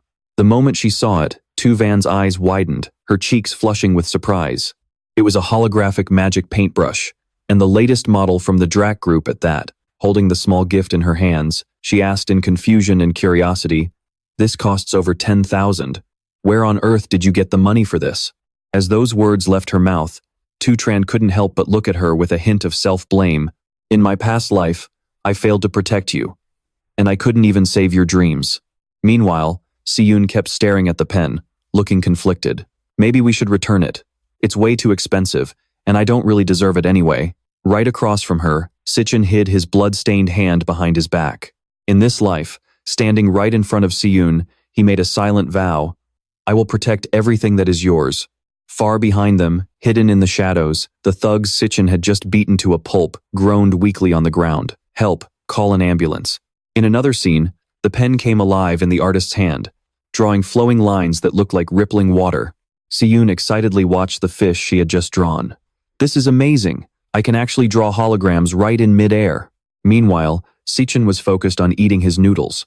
As long as Si Chen liked it, that was all that mattered. Honestly, The egg noodles his little sister made were always the best. But Si Chen was instantly dragged back to reality, her face falling. But, big brother, we still have to pay rent. You can't just throw money around like this. Hearing this, Si Chen didn't seem worried at all. He bluntly replied, I already paid the rent for the entire year. His tone was a bit awkward. A bead of sweat trickled down, and he lightly rubbed the bridge of his nose. Well, I pooled some money with a friend for a small business and made a little cash, so. Before he could even finish, Si Chen stood to the side, crossing her arms and biting her lip in suspicion. Her brother was terrible at lying. This was incredibly suspicious. Oh, really? So you're keeping secrets from me now? Her eyes narrowed slightly, her eyebrows arching. But as Si Chen looked at the young man in front of her, she thought to herself, a happy smile like that was something she hadn't seen on his face in a very long time. She couldn't help but gently place her hand on Si Chen's shoulder. Sitting beside her brother, she spoke softly. Anyway, big brother, no matter what happens, please don't push yourself too hard. Hearing her words, Si Chen simply gave a gentle nod. Yeah, cut to the next scene. Gongding stood in front of a giant aquarium and spoke. Jiangdi was severely injured this time. 60% of his bones are completely shattered. Slipping one hand into his pocket, he coldly continued, even the best healer wouldn't be able to get him fully recovered within a month. His eyes narrowed, and his brow furrowed. He hadn't expected Jiangdi to actually go after Si Chen, let alone get absolutely wrecked like this. Nearby, Ling Wu raised a teacup to his lips. Looks like he'll have to miss the graduation exam. As those words left her mouth, a subtle smirk played on Gongding's lips, his eyes turning thoughtful. No matter. My team is just down one useless trash who wasn't skilled enough anyway. At that exact moment, a man suddenly appeared. It was Gong Xuan, the director of the admissions office at the National Awakened University. He slowly added, Si Chen. Again. His voice rang out, steady and calm. I've already confirmed the internal results from the previous grade evaluation. Gong Xuan focused his gaze on a clownfish swimming in the large aquarium. He really is a C rank, and he's the only one in the school who ranks higher than you. Hearing this, Gongding couldn't help but glance at the man beside him. With his hands clasped behind his back, Gong Xuan continued, This time, your father has personally invited the vice president of the alliance to watch your graduation showcase. We cannot let anyone steal your spotlight. Looking back slightly, he muttered in a low voice, If all else fails, we'll just have to ask your cousin to fill the gap in Gongding's team. Gongding also glanced in the direction of Gong Xuan's gaze. Without hesitation, he spoke up. Uncle, you're worrying too much. His eyes grew cold once more. Does everyone seriously think I was going all out during that evaluation? Watching the clownfish about to be devoured by a shark, Gongding spoke. Don't worry. When the combat exam comes, I'll show everyone. His voice grew sharp and scheming as a smirk crept up his lips. Who the real powerhouse is. It was 11 p.m. in the men's dormitory at the National Awakened University. Si Chen let his back sink into the hot bath. Today's 100-kilometer heavy load training was finally complete. He lowered his head in deep thought. Now that the money issues were sorted out and everything was running smoothly, he should be able to launch his official plan right after graduation. Si Chen grew thoughtful. His next task was to successfully claim the $1 million championship scholarship from the graduation trial and pay off his debt to Qingji. He pictured the blue-haired man with glasses. The contract with Qingji had to be honored. After all, he would need his help for a lot of things in the future. Lying on the bed with his hands cradling his head, Si Chen slowly closed his eyes to rest. With less than a month left before the exam, he needed to level up a few more times. Right then, the loading bar finished filling up. The system booted up, and the gluttony system was activated. Si Chen slowly walked straight ahead. Stepping up the stairs, he drew closer to his reward. He calmly reviewed his own stats. The previous test results showed that his weakest class, the Ginseng King, could only reach C rank. He fell silent, contemplating for a long moment. But as for his strongest class, the Purgatory Rakshasa, its rank failed to display, its potential was undetectable, and it completely overloaded the system. Even though the Purgatory Rakshasa is an S-rank class, he still couldn't unleash its full power yet. Just how much of it he could actually use remained a complete mystery. Tran couldn't help but compare them, meaning the exact rank of his other two classes was still a total mystery. Just then, a rift key suddenly appeared. Without hesitation, Tran decided to test it out. Might as well give it a real-world run today. The massive stone gates slowly creaked open, and he stepped inside, wondering what kind of nightmare awaited him inside the demon tower. Inside, a thick purple mist swirled around, completely blocking Tutron's vision. A moment later, he flew back with a panicked look, his eyes wide with shock. This place he just entered was known as the Starfall Wasteland. Suddenly, an overwhelming force slammed into his body, forcing Tutron's knees to buckle instantly. His face contorted in pain, brows furrowed, and teeth clenched tight. The gravity here was absolutely insane. The surface gravity of the Starfall Wasteland was about 10 Gs, and Tutron had to fight just to keep his straining body upright. The door from before had completely vanished, meaning he'd have to defeat this floor's boss just to get it to open again. In an environment like this, I can only use 30% of my power at most. I have to find a way to adapt, and fast. Just then, the massive paws of a wild beast appeared right in front of him, a B-rank warrior phantom lion. Seeing this, Tutron's hand instinctively crackled with lightning as he began switching classes. A moment later, a system notification confirmed that the class change was complete. Gripping his weapon, he braced himself for battle. "So, you're the opponent on this floor?" Before the words even left his mouth, the phantom lion lunged at him with savage force, but he managed to duck low and dodge the attack with ease. Tutron spun around to unleash his skill, Lightning Blade, but his body felt incredibly heavy. He needed to end this quickly, but due to the crushing gravity, his strike missed, failing to hit the weak spot or paralyze the beast. Tutron's eyes flashed once again, his face twisting into a fierce scowl as he missed his strike. Taking advantage of the miss, the phantom lion gained the upper hand and pinned him to the ground. The heavy gravity was seriously messing with his speed and accuracy. As he analyzed the situation, Tutron stared up at the savage beast, realizing his assassin class had lost almost all of its advantages. Yet this monster was completely unfazed. Is this really the level of beasts in the Purgatory Demon Tower? Without hesitation, the phantom lion sank its razor-sharp teeth into his wrist. Right then, he received another notification that his class change was complete. With his class now set to Purgatory Rakshasa, Tutron's eyes flared with a cold blue light, and he gritted his teeth. "Then I'll just switch to Purgatory Rakshasa." Instantly, he shifted into this far more powerful form. Every class had its own unique strengths. Close quarters combat demanded a warrior class with massive boosts to strength and stamina. The phantom lion was still biting down hard on Tutron's wrist, but in an instant, he channeled his newfound strength, completely reversing their positions, and slamming the beast onto the ground. He reared back and unleashed a punch packed with raw, devastating power. With gravity stacked to the absolute max, the downward impact force was amplified to the extreme. Tutron poured every ounce of his energy into the blow, his face twisted in pure, savage rage. In an environment with gravity this high, the destructive power of my punch is multiplied 60 times over. By now, the phantom lion was utterly battered and broken. Tutron's punch was so powerful that the shockwave ripped straight through its flesh, shattering the stone floor beneath them. He growled coldly, "You, don't even think about standing in my way." Right then, the system pinged again. Ding! Warrior class, triple gravity tribulation, super heavy mode activated. A moment later, Tutron lay exhausted on the cold ground, his hands covered in blood. Totally drained, he stared blankly next to the lifeless corpse of the phantom lion. According to the system logs, he had received 1 phantom lion soul, 12,000 experience points, and a level up. Tutron's eyes narrowed slightly as he panted heavily, trying to catch his breath. He suddenly recalled the rules. Each star on a card represented a stat boost. The more stars a card had, the stronger the class would be after promotion. Tutron began to compare them. The Purgatory Rakshasa had more stars, which meant its overall stat multipliers were much higher, making its post-promotion power rank slightly superior to the Lightning Assassins. He kept analyzing his options, but just now, simply dealing with a single B-rank monster had forced him to go completely all out. It looks like my current 2 classes still haven't broken through to B rank. Cold sweat dripped down Tutron's face as he knit his brows in frustration. With a sigh, he looked down at the mangled corpse of the phantom lion on the ground. Why didn't the system show any option to assimilate it after killing the monster this time? Tutron dragged his exhausted body up with great difficulty. What's worse, the door to the next floor hadn't appeared yet. Suddenly, a chilling thought struck Tutron, and his eyes went wide with realization. Could it be? Right then, a portal to another dimension ripped open in the space behind Tutron, revealing countless glowing eyes staring out from the darkness.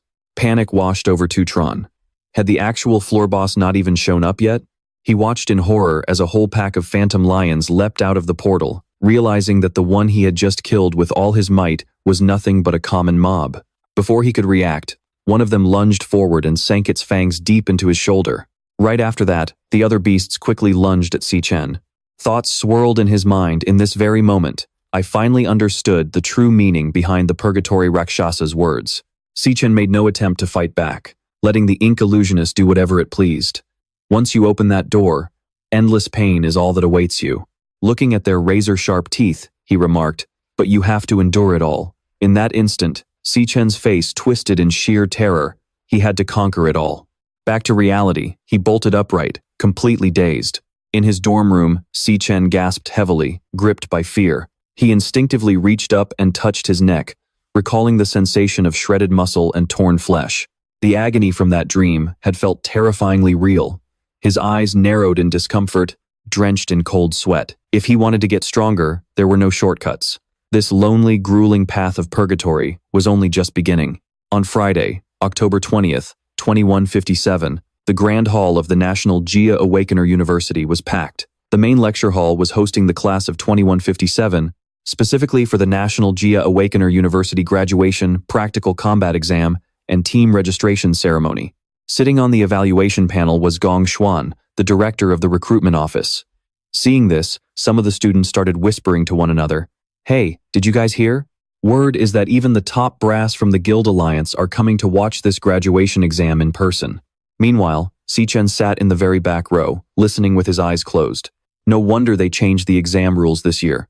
A moment later, he slowly opened his eyes, scanning the room as the hushed chatter continued around him. In previous years, there were no minimum requirements for team size or rank, but this time, every team must have at least 5 members, and at least one of them must be high E rank. Did they change it to make things more exciting? Who knows? At that moment, Gong Xuan slowly reached out to adjust the microphone. Looking down from the high stage, he spoke in an authoritative tone. "The rank information for everyone in this class has been sent to your smart bands. Once you've checked your stats, finalize your teams immediately." Instantly, everyone glued their eyes to the display boards in front of them, which listed names, ranks, and team statuses.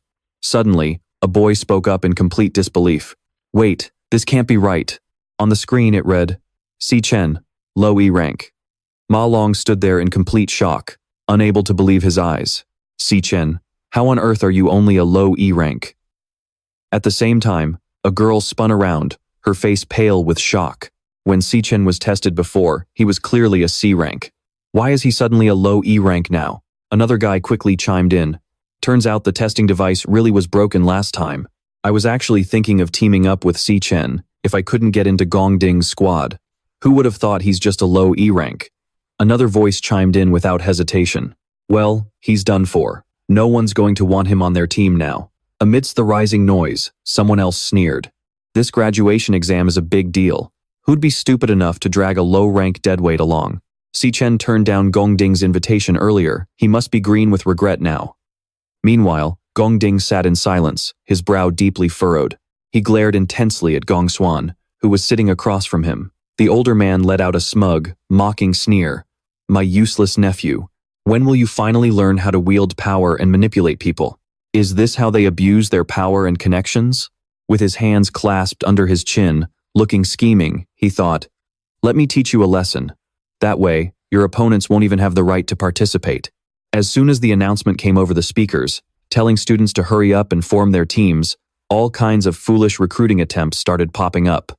"President Gongting, President Gongting." People who didn't know their place kept screaming, "Please let me join your team, pick me, pick me." At the same time, others desperately tried to win him over, shouting, "President, I'm a third-year student. I definitely won't drag the team down.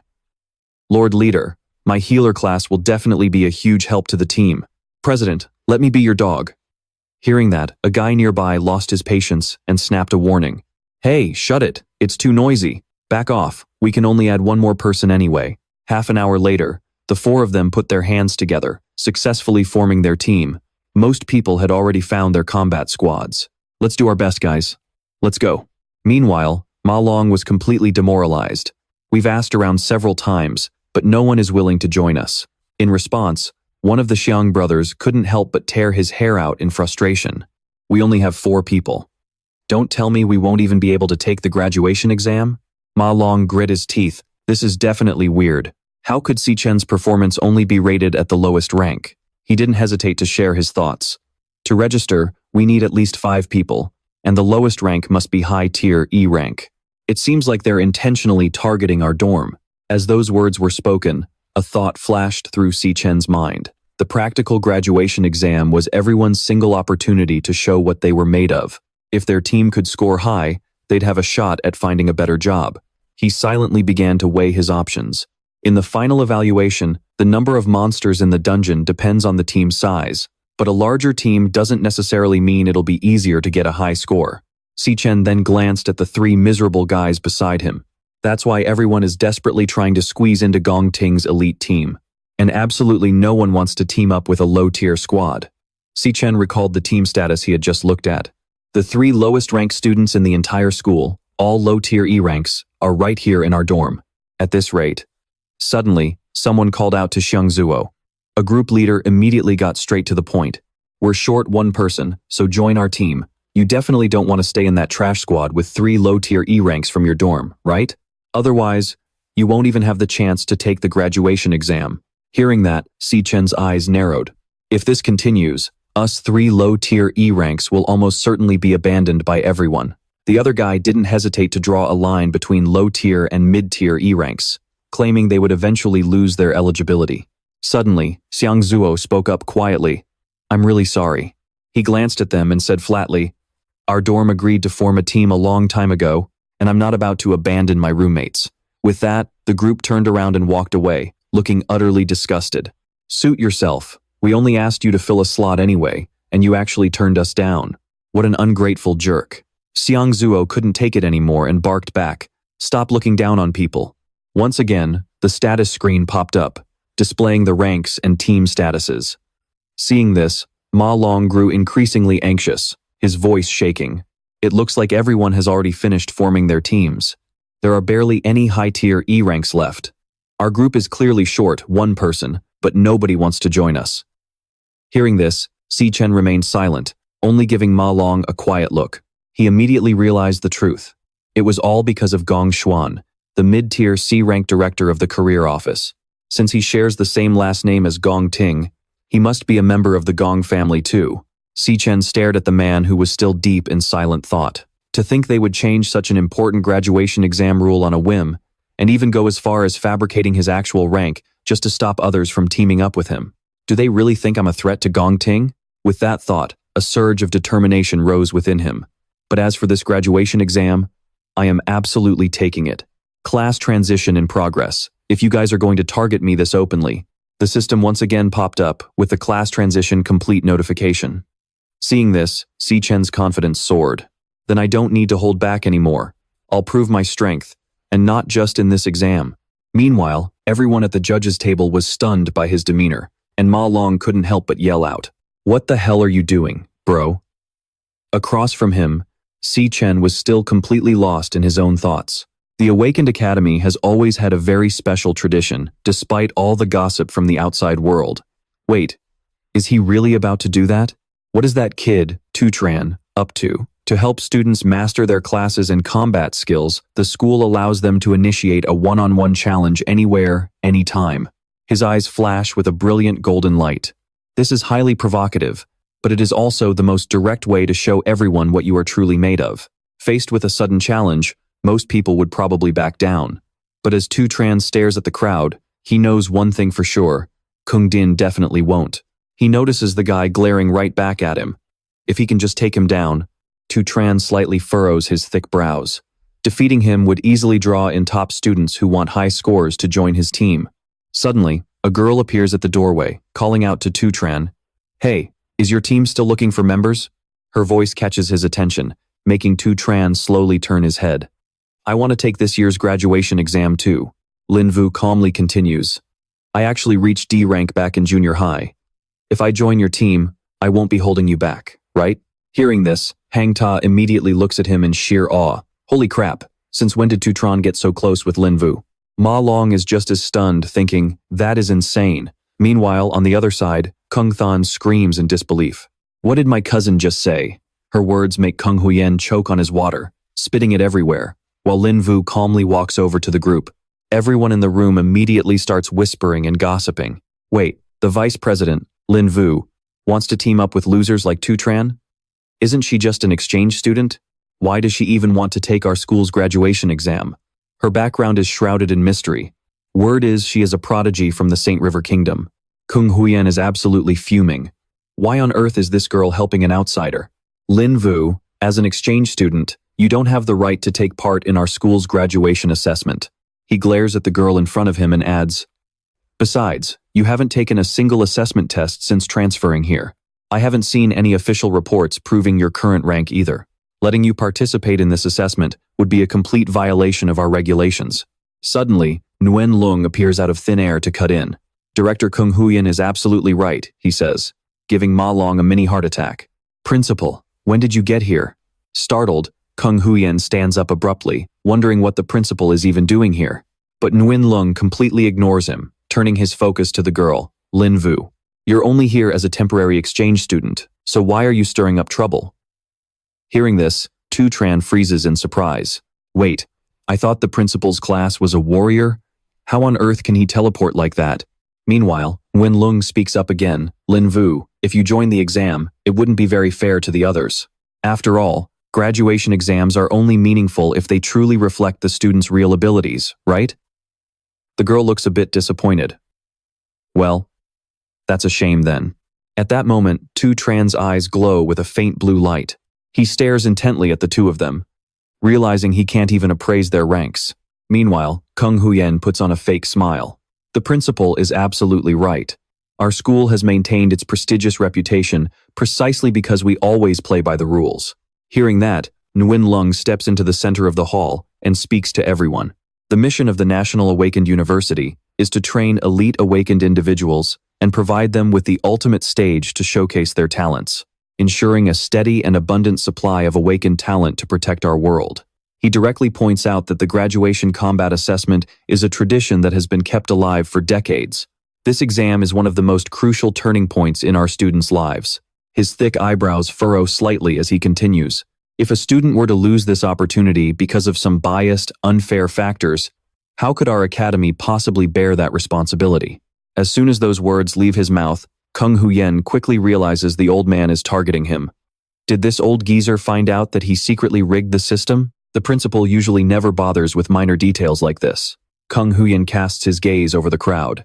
Did the principal and Lin Vu orchestrate this entire drama just to protect that brat? Kung Huyen lowers his head, frustrated.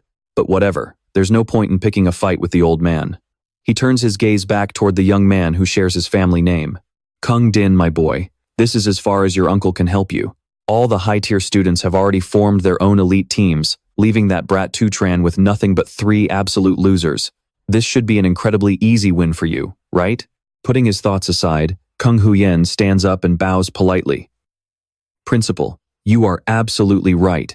It was an oversight on our department's part for not carefully considering the current team formation process, which unfortunately led to some students being left behind. Raising both hands, he declared without hesitation, I hereby announce that teams with fewer than 5 members, or even those without a single member at high E rank or above, can still sign up. The gates to the graduation practical exam will always be wide open to everyone. In another corner, 4 hands stacked together, successfully forming a team. Hang Ta yelled in excitement, we can finally take the exam. Ma Long did not hesitate to suggest, Tu Tran, you'll be the leader this time. The scene shifts to Nguyen Lung, who sat calmly on a chair and spoke. Your interest in Tu Tran is much stronger than I thought. Lin Vu slowly assessed the situation. On one side was the strongest team in the school's history, led by Kung Din. On the other side was Tu Tran and his 3 roommates, the ones with the lowest scores in the entire school. It makes me curious which dungeon they'll choose and how many points they'll end up with. Suddenly, an old man stood up in shock. Once the team was formed, the leader could choose their dungeon. An application was immediately submitted, leaving the old man utterly stunned. A team already chose a dungeon? How is that even possible this fast? Seeing this, a member from another team was completely bewildered. Tu Tran's team already chose a dungeon? The crowd erupted in shock, What they selected was, while Ma Long and Hung Hu desperately tried to stop him. Tu Tran, are you insane? Withdraw it, withdraw it. For the love of God, Tu Tran. One of them quickly asked, do you even know what you just picked? The graduation practical exam is the first time students enter a dungeon in teams.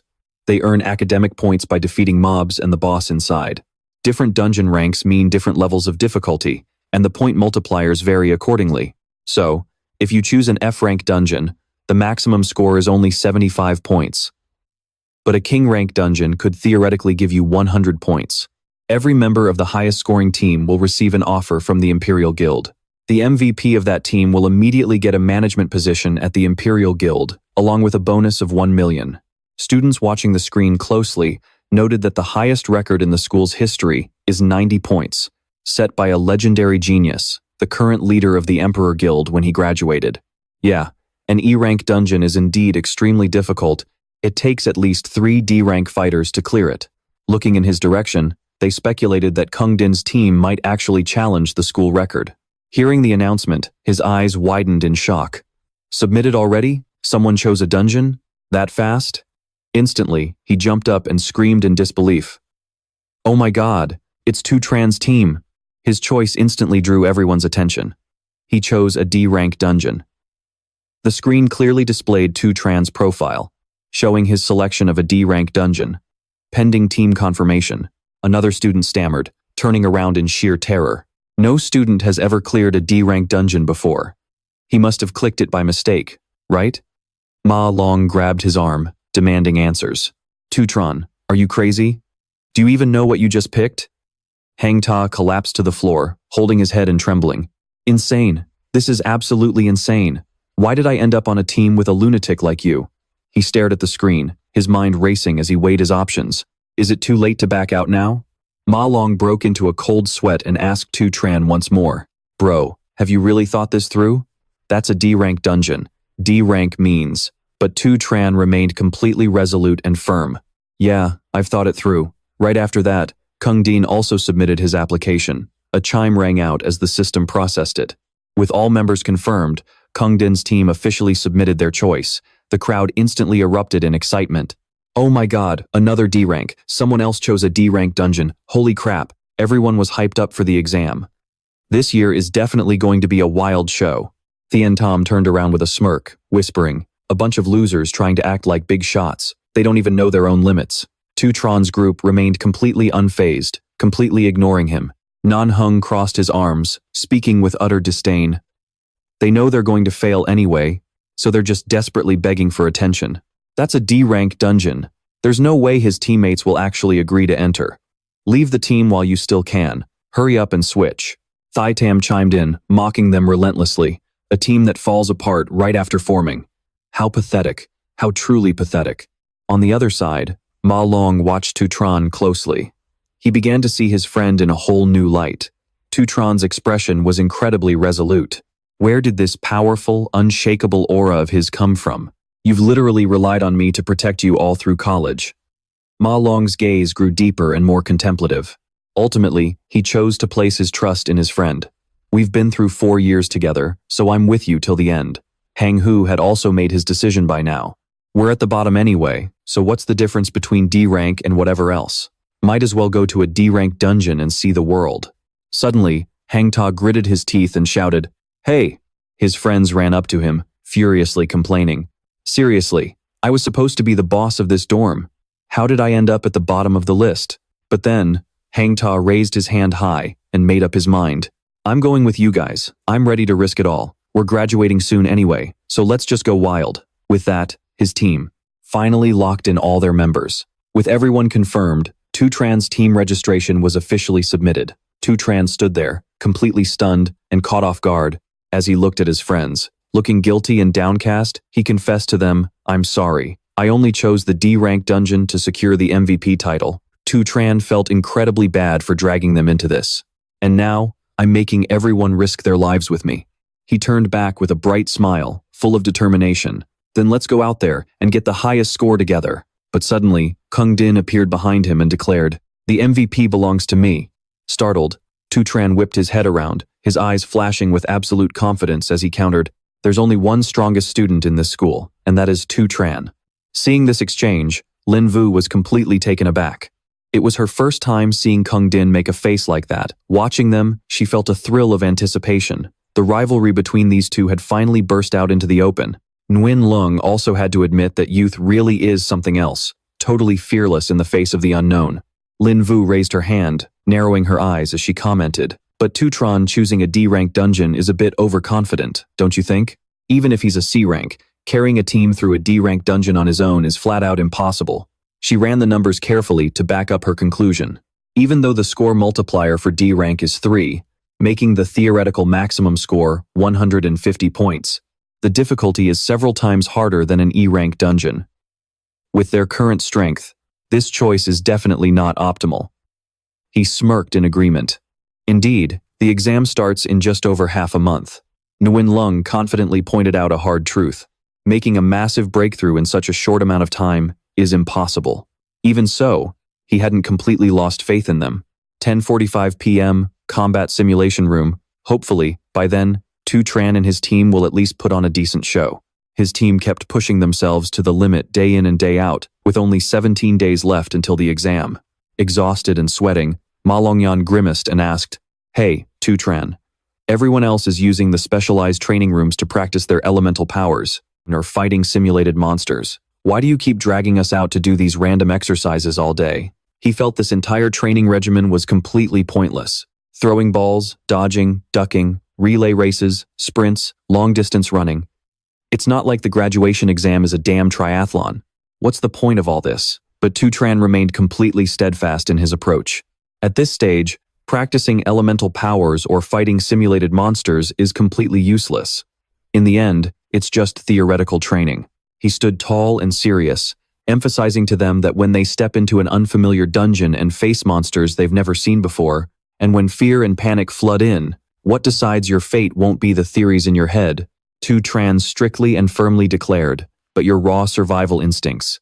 He explained how these exercises would help them, saying, "The stamina, explosive power, and reflexes you are training right now are all to sharpen your body's instincts." Tu Tran closed his eyes, breaking it down for them. The help that school simulations can provide is extremely limited. The only thing that actually works is real, life or death combat in a real dungeon. He narrowed his eyes, warning them with a serious expression. But those real combat training dungeons are off limits to ordinary people. The ones with the privileges and advantages are always the elite who were born into it. The person Tu Tran was talking about was none other than Kung Din. He seemed to read Kung Din's character perfectly. Those people will stop at nothing to widen the gap in the training dungeons, just to keep themselves at the top forever. Tu Tran had always understood people like that. He emphasized just how terrifying they are, saying, "From the moment they are born, they already possess things that normal people could spend their entire lives chasing and never touch." Hearing this, Hang Ta's jaw dropped in fear. Then what about people like us who have absolutely nothing in our hands?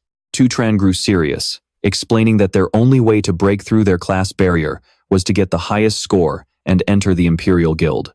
He emphasized the sheer importance of this exam. This graduation exam is our only chance to rise above. It meant everything to Tu Tran. And it is also my absolute best opportunity. Keeping his word, he declared with confidence, "I made a promise to all of you, and I will risk my life to keep it. We are definitely going to win." Time flew by, and with only 15 days left until the exam, Tu Tran continued to train relentlessly every day inside the Dreamland Magic Tower, in the arid Starfall Zone. Unfortunately, during one of his sessions, he was suddenly injured. Tu Tran took a heavy blow, spitting out a mouthful of fresh blood. As the days ticked down, he led everyone in running laps. 10 days left. Just 5 more laps. Stay close. Ma Long collapsed to the ground in exhaustion, gasping for air. Tu Tran then went back to training in his private space, while Kung Din was also busy honing his sword skills. Tu Tran continued to push everyone, helping them build up their physical strength. 5 days left. As time drew near, Kung Din also became immensely stronger. 3 days left. Tu Tran rapidly leveled up even higher. 2 days left. He leveled up once again. As the final day arrived, Si Chen had fully prepared himself mentally for the upcoming exam. And just like that, the day the real battle begins had finally arrived. June 17th, Year 7, the day of the graduation combat exam. A drone quickly appeared and introduced itself, saying, "Hello, candidates. I am your companion drone for this exam. Meanwhile, Si Chen carefully pulled on his gloves. The drone then asked the candidates to double-check their bracelets and gear to ensure everything was properly equipped. Right after, it made a loud official announcement. Attention please. The graduation combat exam has officially begun. The scene shifts to the administrative building of the massive National Awakened University. Yuan Long stepped outside, offering a warm handshake. It's been a while, guild leader Gong. Gong Lin smiled and quickly replied, Indeed. Sorry to keep you waiting, principal. Students looked down from above, whispering in awe. Is that really one of the founders of the Imperial Guild? He's so handsome. Their attention then shifted to the person still inside the white car behind him. Who's in that other car? To think the founder of the Imperial Guild and the principal themselves would personally invite them out. A red-haired young man then stepped out of the vehicle. Every eye in the crowd was glued to him, and the students were left completely speechless. Is that the vice chairman of the Guild Alliance? What is the vice chairman of the Alliance doing at our school? Some still couldn't believe their eyes. Oh my God, you don't get to see big shots like this even once in a lifetime. No wonder they locked down the entire administrative area today. The Guild Alliance is literally the most powerful organization in the world right now. Catching their eye would change everything. Meanwhile, Yuan Long politely gestured forward.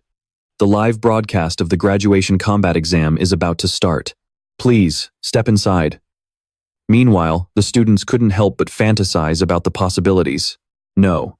Seriously, just getting to interact with the Guild Alliance would instantly change your entire life. Gong Xuan gestured to explain the setup. For this term, we have a total of 184 students participating in the graduation combat, split into 28 teams. He emphasized the breakdown of the teams and their chosen dungeons.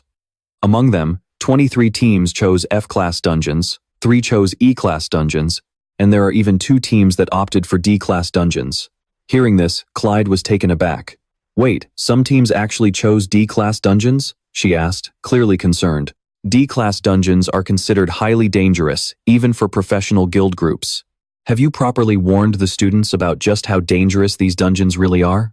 Behind them, someone who didn't seem to care at all even offered snacks, asking, Want to try some? Meanwhile, Gong Xuan confidently assured her, We absolutely made it clear beforehand. Since they haven't had real combat experience, most students are only at the lowest tier, E rank. Dealing with ordinary low-level monsters in an F-class dungeon is barely manageable. Meanwhile, in another area, some students were seen taking down a beast. He carefully explained the difficulty of F-class dungeons. But when it comes to facing a boss monster, they're going to have a really hard time.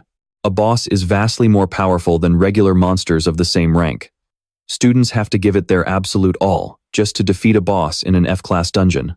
Gong Xuan then showed them a different screen. However, the situation in E-class dungeons is on a whole different level. He went on to explain the harsh reality of E-class dungeons to the group. In an E-class dungeon, even the most basic mob is as strong as a boss from an F-class dungeon. On screen, a student could be seen cowering and trembling in fear. Why is an E-class dungeon this hard? This is way beyond what we expected. Gong Xuan emphasized the extreme difficulty. Therefore, for the vast majority of these students, conquering an E-class dungeon is simply an impossible task. Hearing this, Clyde asked out of curiosity, If the students are in danger, do you have any safety measures in place? Understanding her concern, Gong Xuan quickly reassured her. Secretary General, please rest assured, our students are our most valuable asset. He explained further, to put her mind at ease. Armed personnel from the Imperial Guild are stationed outside every dungeon to monitor the situation, and they will immediately intervene if any extreme danger is detected. Gong Xuan then confidently added, Plus, the candidates' bracelets have a built-in teleportation feature. Just then, a terrified student's voice cut in on the screen. I forfeit the exam. I'm out. He emphasized the system's failsafe, explaining that the moment a candidate surrenders, they are instantly teleported out of the dungeon. On the screen, candidates were collapsed on the ground, trembling uncontrollably. This is too terrifying. Having understood the safety rules, Sig became even more intrigued. And yet, even under these conditions, we still have 2 student teams that willingly chose the much harder D-class dungeons. It seems your school is truly teeming with elite talent. I look forward to seeing how they perform. And she wasn't the only one. Gong Xuan was eagerly anticipating it too. Indeed, I'd also like to see exactly how many minutes they can last. Amused, he figured those kids would probably end up running out in no time. Inside the dungeon, snow covered everything. Ma Long suddenly came to a halt, looking puzzled. A high-danger D-class dungeon, the Cloud Summit Forest? What kind of crazy place is this? A grotesque, monkey-like creature sat perched right there, striking pure terror into his heart. A bat-monkey demon. What a hideous sight. Tutron instantly recognized it and shouted a warning to the group. The bat-monkey demon is a low-cloud monster that attacks in packs, swooping down from the air at lightning-fast speeds. We have to watch out for their aerial attacks. As the eerie creatures stared them down, they suddenly lunged from above. Tutran whipped around and screamed, "They're here!" Hang Ta saw the incoming strike and desperately dodged to the side. Ma Long covered his face in sheer panic and leaped away, while Hang Hu barely evaded the blow by dropping into a full split. He was amazed that they actually managed to dodge it. Did we seriously just evade an attack from a B-class dungeon monster? Still trembling with fear, Ma Long stammered, I'm actually alive." But right then, a bizarre sight unfolded before their eyes. Hang Ta stared in absolute shock, his heart pounding as he looked at Tutran. He was completely blown away by Tutran's strength in the blink of an eye. The guy had single-handedly slaughtered 3 D-class monsters. Tutran turned back and warned them, "You guys aren't strong enough to fight these things yet. Just focus on staying alive and protecting yourselves." Then, with absolute confidence, he added, "Leave the rest to me." But the moment those words left Tutran's mouth, Hang Ta suddenly screamed, "Watch out!" Seconds later, Hang Ta was swept away by a violent gale. Hang Ta looked up, a sudden realization hitting him. All this time, he's been training our reflexes and explosive power. Not because he expected us to help him fight, but just so we could protect ourselves. He knit his brows in frustration. I was supposed to be the big boss of our dorm, and now I have to rely on this kid to carry me to graduation? Meanwhile, while Hang Ta was busy overthinking, Tutran was locked in a brutal battle. The bat-monkey demons showed no mercy, lunging at him all at once. But before they could even touch him, he beat them to a bloody pulp.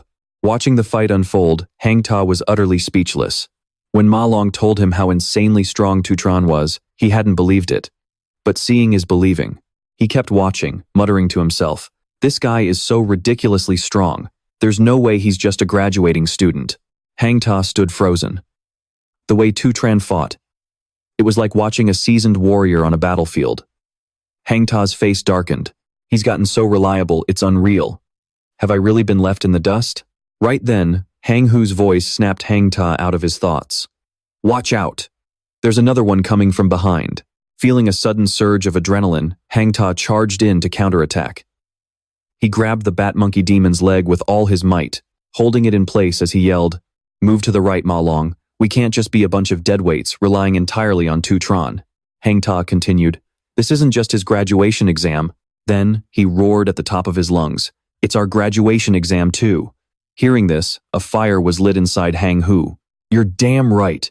Hang Hu quickly unleashed his binding vines to counterattack. "Taste my wrath, you monster." The bat-monkey demon was instantly choked by the crushing force. It thrashed around violently before ripping the vines to shreds. Seeing that his magic couldn't suppress the beast, Hang Hu jumped back in shock. At the exact same moment, Ma Long unleashed his frigid bone Buddha technique to restrain it. He yelled urgently, "I've slowed it down. Hang Hu, let's hit it together." Hang Hu seized the opportunity, gathering his energy for a devastating strike. "Let's see you run now." Seeing the frigid bone Buddha and the binding vines perfectly combine, both of them shouted, "Hang Ta, now's your chance." Hearing their call, Hang Ta immediately ignited his flames. Propelled by the explosive power of his fireburst bullets, he lunged straight at the bat-monkey demon. "Take this." The moment his attack clashed with the beast, a deafening screech echoed through the air. But the bat-monkey demon was barely scratched, roaring with even more ferocity.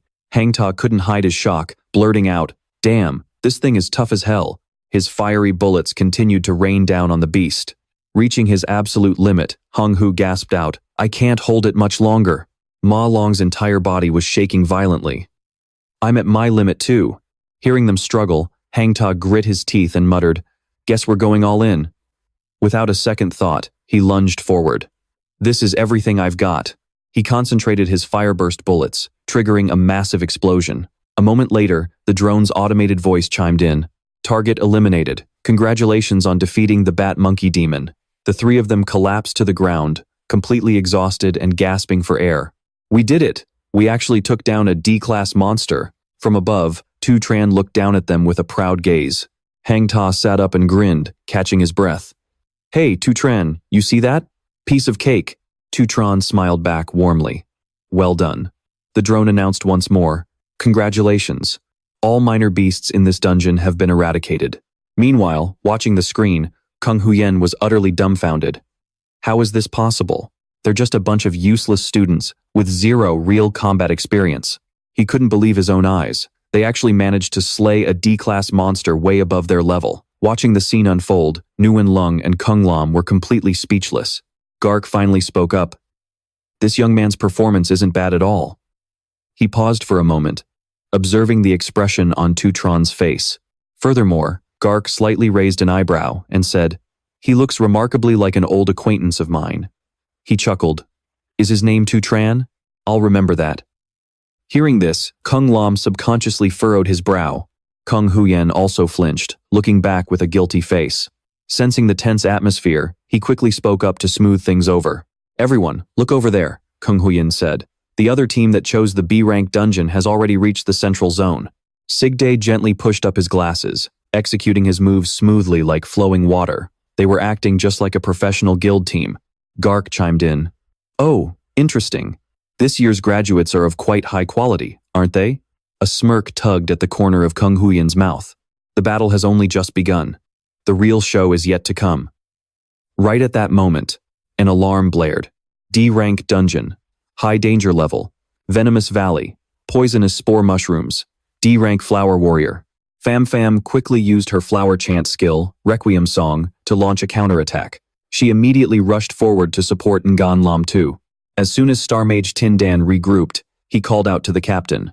The moment he spoke, Kung Din quickly materialized. Showing no mercy, he unleashed the core warrior skill, Crimson Flame Severance, to finish them off. Kung Din calmly sheathed his sword and looked up. Ngan Lam stared at the flames before him, thinking that the monsters in this school exam were identical to the ones they fought during training, making them incredibly easy to deal with. He figured that the graduation exam had indeed been arranged by the Kung family beforehand. As long as you choose the right backer, life becomes incredibly easy.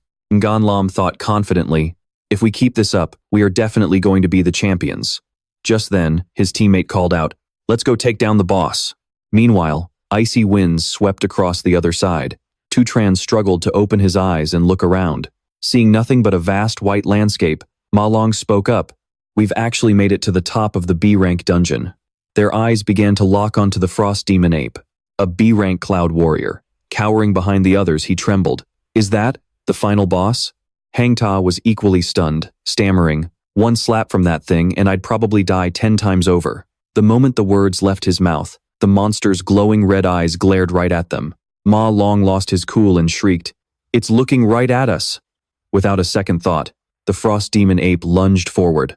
Without hesitation, Tu Tran delivered a brutal kick, instantly sending the Frost Demon Ape flying back. The beast floated helplessly in midair for a brief moment, before a violent surge of energy completely overwhelmed its body. Half a second later, the entire body of the Frost Demon Ape disintegrated into nothingness. Ma Long turned to look, utterly amazed. You took it down just like that? So effortlessly? In an instant, the system announced a bonus of 200 experience points and a frost core drop. Tu Tran narrowed his eyes in suspicion, thinking, this is weird. Killing a D-rank dungeon lord only gave this much experience? And the item drop is incredibly pathetic. As he was pondering, Hang Ta's voice suddenly rang out. Holy crap, that's a ton of mana crystals. He waved them over. Everyone, get over here and look at this, Hang Ta said. That big guy hid a whole horde of mana crystals in this tree hollow. Looking at the size of these, they must be at least mid-grade mana crystals. He added in pure excitement. If we sell these on the outside, we're set for life. Seeing Hang Ta's rash movement, Tu Tran quickly yelled, Wait, stop. However, Hang Ta's hands moved faster than Tu Tran's warning. The very moment Hang Ta's hand touched them, a violent, icy gale burst forth, sweeping over them with intense force. A Cloud Mage's frost bomb trap had been triggered, freezing all of them solid in an instant. The monitoring screen quickly flashed a warning that Tu Tran's team had lost their signal. Kung Huyen smirked. As expected, they fell right into the trap. High-level monsters actually possess intelligence. Trash will always be trash, doing nothing but dragging others down. Looks like your graduation exam ends here, Gark suddenly asked. In a situation like this, wouldn't the students' lives be in danger? He replied in a sycophantic tone. Yes, exactly. Saving lives is the priority. It seems we have no choice but to let the guild team intervene and stop them right here. Suddenly, Nguyen Lung interrupted. Give them a little more time. He added that their wristbands would sync and monitor their vital signs. Right now, all of their vitals are completely normal. Furthermore, we haven't detected any conscious intent from them to forfeit the exam. Nguyen Lung continued. The power to choose should belong to the examinees. Meanwhile, shivering intensely in the freezing cold, Ma Long sneezed repeatedly. On the verge of tears, he thought to himself, thank goodness my class is also of the cloud attribute, giving me some resistance to ice attacks. Otherwise, our whole team would have been wiped out. Suddenly, a rustling sound echoed through the eerie silence. Hearing it, Ma Long immediately looked up. He stared at the figure before him in absolute horror. Was this monster the true lord of the dungeon? Ma Long suddenly recalled, wait, I think I've seen him in the monster encyclopedia before. A cloud mage who possesses both crowd control and offensive skills. Extremely cunning and sadistic, he loves to brutally torture his prey to death. He quickly recalled its name, the Ice Skeleton King, a C-rank cloud mage boss. Ma Long quickly ran for his life. Just as he thought, that ice bomb from earlier was definitely its trap. This is an ultra-rare boss-level monster. Facing it alone is absolute suicide. Looking at everyone frozen solid, he realized he had to act fast. But before Ma Long could take more than a few steps, a sharp icicle suddenly impaled his leg. He collapsed heavily onto the freezing ground. That was when a cunning smirk crept onto the Skeleton King's face. A system notification rang out, warning of a puncture wound in his left calf, and asking if he wanted to forfeit the exam. Hearing this, Ma Long made a split-second decision. I refuse. I have to unfreeze Si Chen right now. He immediately began defrosting Si Chen. As long as Si Chen could recover, there was still hope. But just then, another shard of ice came hurtling toward him. The moment Ma Long fell, the system chimed again. Purify failed. The Skeleton King roared with laughter, thoroughly amused by the scene, and continuously unleashed its icebone magic as warning alerts blared repeatedly. Warning, danger, heart rate is critically high, puncture wound detected in the right arm. Do you wish to forfeit the exam? Hearing those words, he gritted his teeth. Forfeit? Give up now? Ma Long looked back. It was because he ran away from every hardship and fear that he was always left behind, ignored, ridiculed, bullied, and treated like trash. As those painful memories flooded back, they only hardened his resolve. They had risked everything to get this far, and he finally had a chance to rewrite his destiny. Forcing himself up, Ma Long snarled, there is no way in hell I'm giving up like this. He began channeling his origin transmutation skill, tirelessly trying to shatter the ice enclosing Si Chen. Seizing the opportunity, the Skeleton King hurled a barrage of ice spears at him. Ignoring the deadly projectiles, Ma Long kept pouring his energy into breaking the ice. Every second was a grueling battle for Ma Long as he withstood the biting cold of those deadly spears. He refused to back down, even at the absolute brink. Finally, the ice holding Si Chen shattered. Snapping back to consciousness, Si Chen instantly triggered his divine dash skill. The Skeleton King froze in surprise as a figure suddenly materialized. Si Chen rushed straight to Ma Long's side to check on his injuries.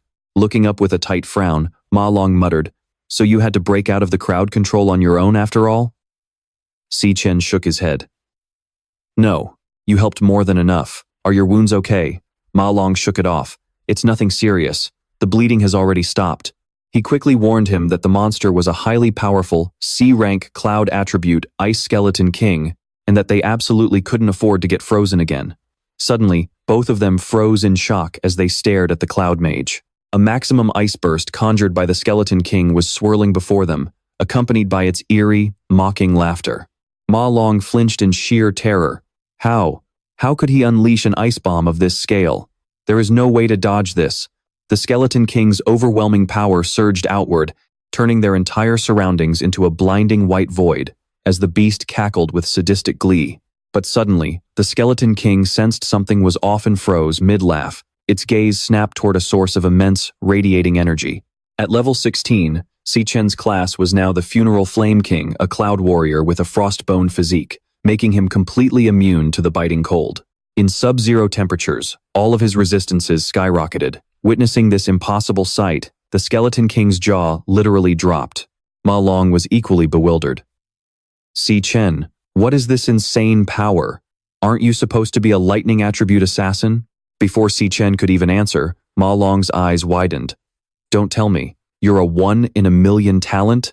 He stared at Si Chen's face and realized he possessed a dual class. As Si Chen completed his class swap, he spoke up, I'm sorry, I misjudged the situation earlier and put the three of you in serious danger. His gaze grew incredibly sharp. But that ends right now. At that moment, the class swap to level 16 Purgatory Rakshasa was complete.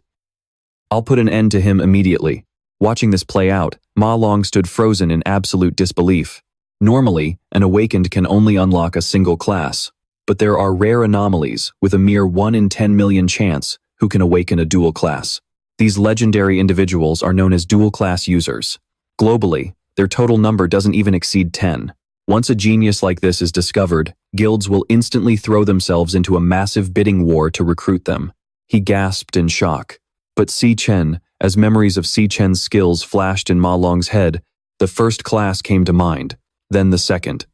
And now, looking at the reality before him, he had 3 classes. Ma Long thought to himself, and every single one of his classes is terrifyingly strong. Right then, the shockwaves of Si Chen's aura and the Skeleton King's power clashed violently. Without a moment's hesitation, Si Chen lunged forward to face the monster head-on. Ma Long watched blankly, remembering the crushing pressure of the beast just moments ago. He kept his eyes glued to the battle. Beneath Si Chen's devastating blade, Ma Long watched in absolute awe as the overwhelming force of the beast was completely erased. The Skeleton King's bones shattered into 100 pieces. Once the chaos finally settled down, Tu Tran had already leveled up to level 17. Ma Long looked around at the aftermath and gasped, Man, only you could one-shot a C-rank boss like that. You're incredible, brother, Tu Tran asked softly. Wait, are those two still frozen? Do you have enough mana left to break them free? Hearing this, Ma Long froze in realization. He hurriedly ran over, having totally forgotten about the Hang brothers. Hang who? Hang in there, buddy. Just then, the system pinged with a notification that assimilation was ready. Seeing his chance, Tu Tran didn't waste a single second. Tu Tran channeled his power to assimilate the Bone King, his fist clenching tightly with absolute resolve. As soon as the assimilation was complete, Tu Tran looked at his status screen. He had successfully acquired a new class, a Cloud Mage. This was his very first time assimilating a class outside of the Dream Realm. His eyes narrowed slightly as he began to analyze his situation. The camera drone had been frozen solid by the ice bomb earlier, so his secret class was safe from the public eye. Plus, with plenty of time remaining, securing a perfect score would be a piece of cake. Suddenly, a system alert popped up in front of him, notifying him that his class proficiency had increased, earning him a 1-star rank, and he could now allocate attribute points to his Thunder Assassin class. He could hardly believe his eyes. A star? Just like that? Meanwhile, Kung Din and his team were still locked in a brutal, high-stakes battle. Gan Lam, pushed to his absolute limit, cried out for backup. Is this seriously the power of a D-rank boss? Hey, strike harder. I can't hold this thing back much longer. His teammate yelled back, Its defense is insane. We can't even scratch this monster. The giant carnivorous flower lunged forward with terrifying force, easily blowing them away and shattering their coordination. His teammate groaned in pain. We never faced a monster this savage during our training. What do we do now? Ingen Lam gritted his teeth and looked back. Our only hope is the captain. How is Captain Kung Din doing over there? Kung Din glanced at his team and asked, Is the charge ready? Instantly, his strength and stamina surged to an unbelievable level. More than enough, he declared. With a swift movement, he cleared every obstacle in his path and charged head-on toward the giant carnivorous flower. Kung Din poured every ounce of his strength into a massive strike. His power exploded as he activated his warrior core skill. A violent shockwave of pure energy erupted across the battlefield. Everyone watched in absolute awe, shouting, The captain is a beast, as expected of our leader. You're a legend, Captain. That was so badass. Suddenly, a broadcast drone flew over to make an announcement. Congratulations to Kung Din's team for successfully clearing the D-rank dungeon. Total time, 35 minutes. Ngan Lam cheered excitedly. We conquered a D-rank dungeon in just over half an hour. This is a record that will go down in history. He shouted proudly. We cleared it well under the 1 hour mark. On top of that, a D-rank dungeon has a multiplier of 3, giving us a final score of 150 points. That is a perfect score. A perfect score that officially crushes the school's all-time record. Come on, let's go check out the leaderboard. Kung Thon smirked condescendingly. Even for the lowest F-rank dungeon, those losers would need at least an hour to clear it. He laughed mockingly. Honestly, anyone else exiting the dungeon right now must be pathetic losers who ended up quitting. Inside the waiting room, the eliminated candidates were still in a complete state of panic.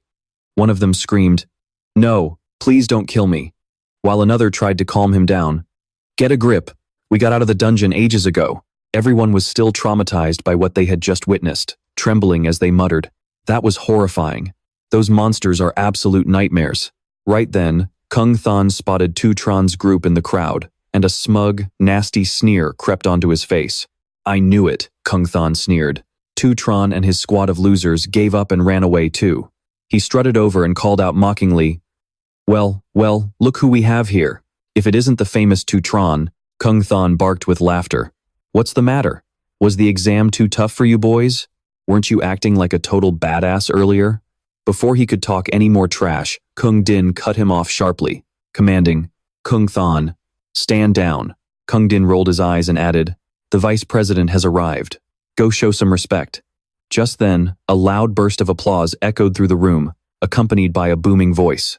Splendid, absolutely magnificent. Garth beamed with a wide smile. Today, I've truly witnessed a spectacular display of talent. As the VIP delegation walked toward them, Kung Thon whispered in awe. That is one of the most powerful men on the entire planet. Look, he's coming right over here. He's heading straight for us. Grinning, Kung Din confidently reached out to shake his hand, but reality was about to slap him right in the face. Garth walked right past Kung Din, heading straight toward Tu Tron. I must say, I am utterly astonished, Garth declared. Garth warmly patted Tu Tran on the shoulder and praised him, clearing a D-rank dungeon in a mere 21 minutes. Even veteran, fully fledged guilds would struggle to pull that off. You are truly exceptional. Hearing this, Kung Thon's jaw literally hit the floor. What? Those 4 losers actually cleared a D-rank dungeon, and they did it in just 21 minutes? Behind them, Tu Tran's teammates wore smug, satisfied grins as they greeted the VIP. It's an honor to meet you, Vice President. Tu Tron remained completely calm, his mind racing. Garth Cavendish, the Vice President of the World Guild Alliance, and arguably the second most powerful man on Earth. Why on earth is someone like him here? Garth looked at him warmly and asked, Your name is Tu Tron, correct?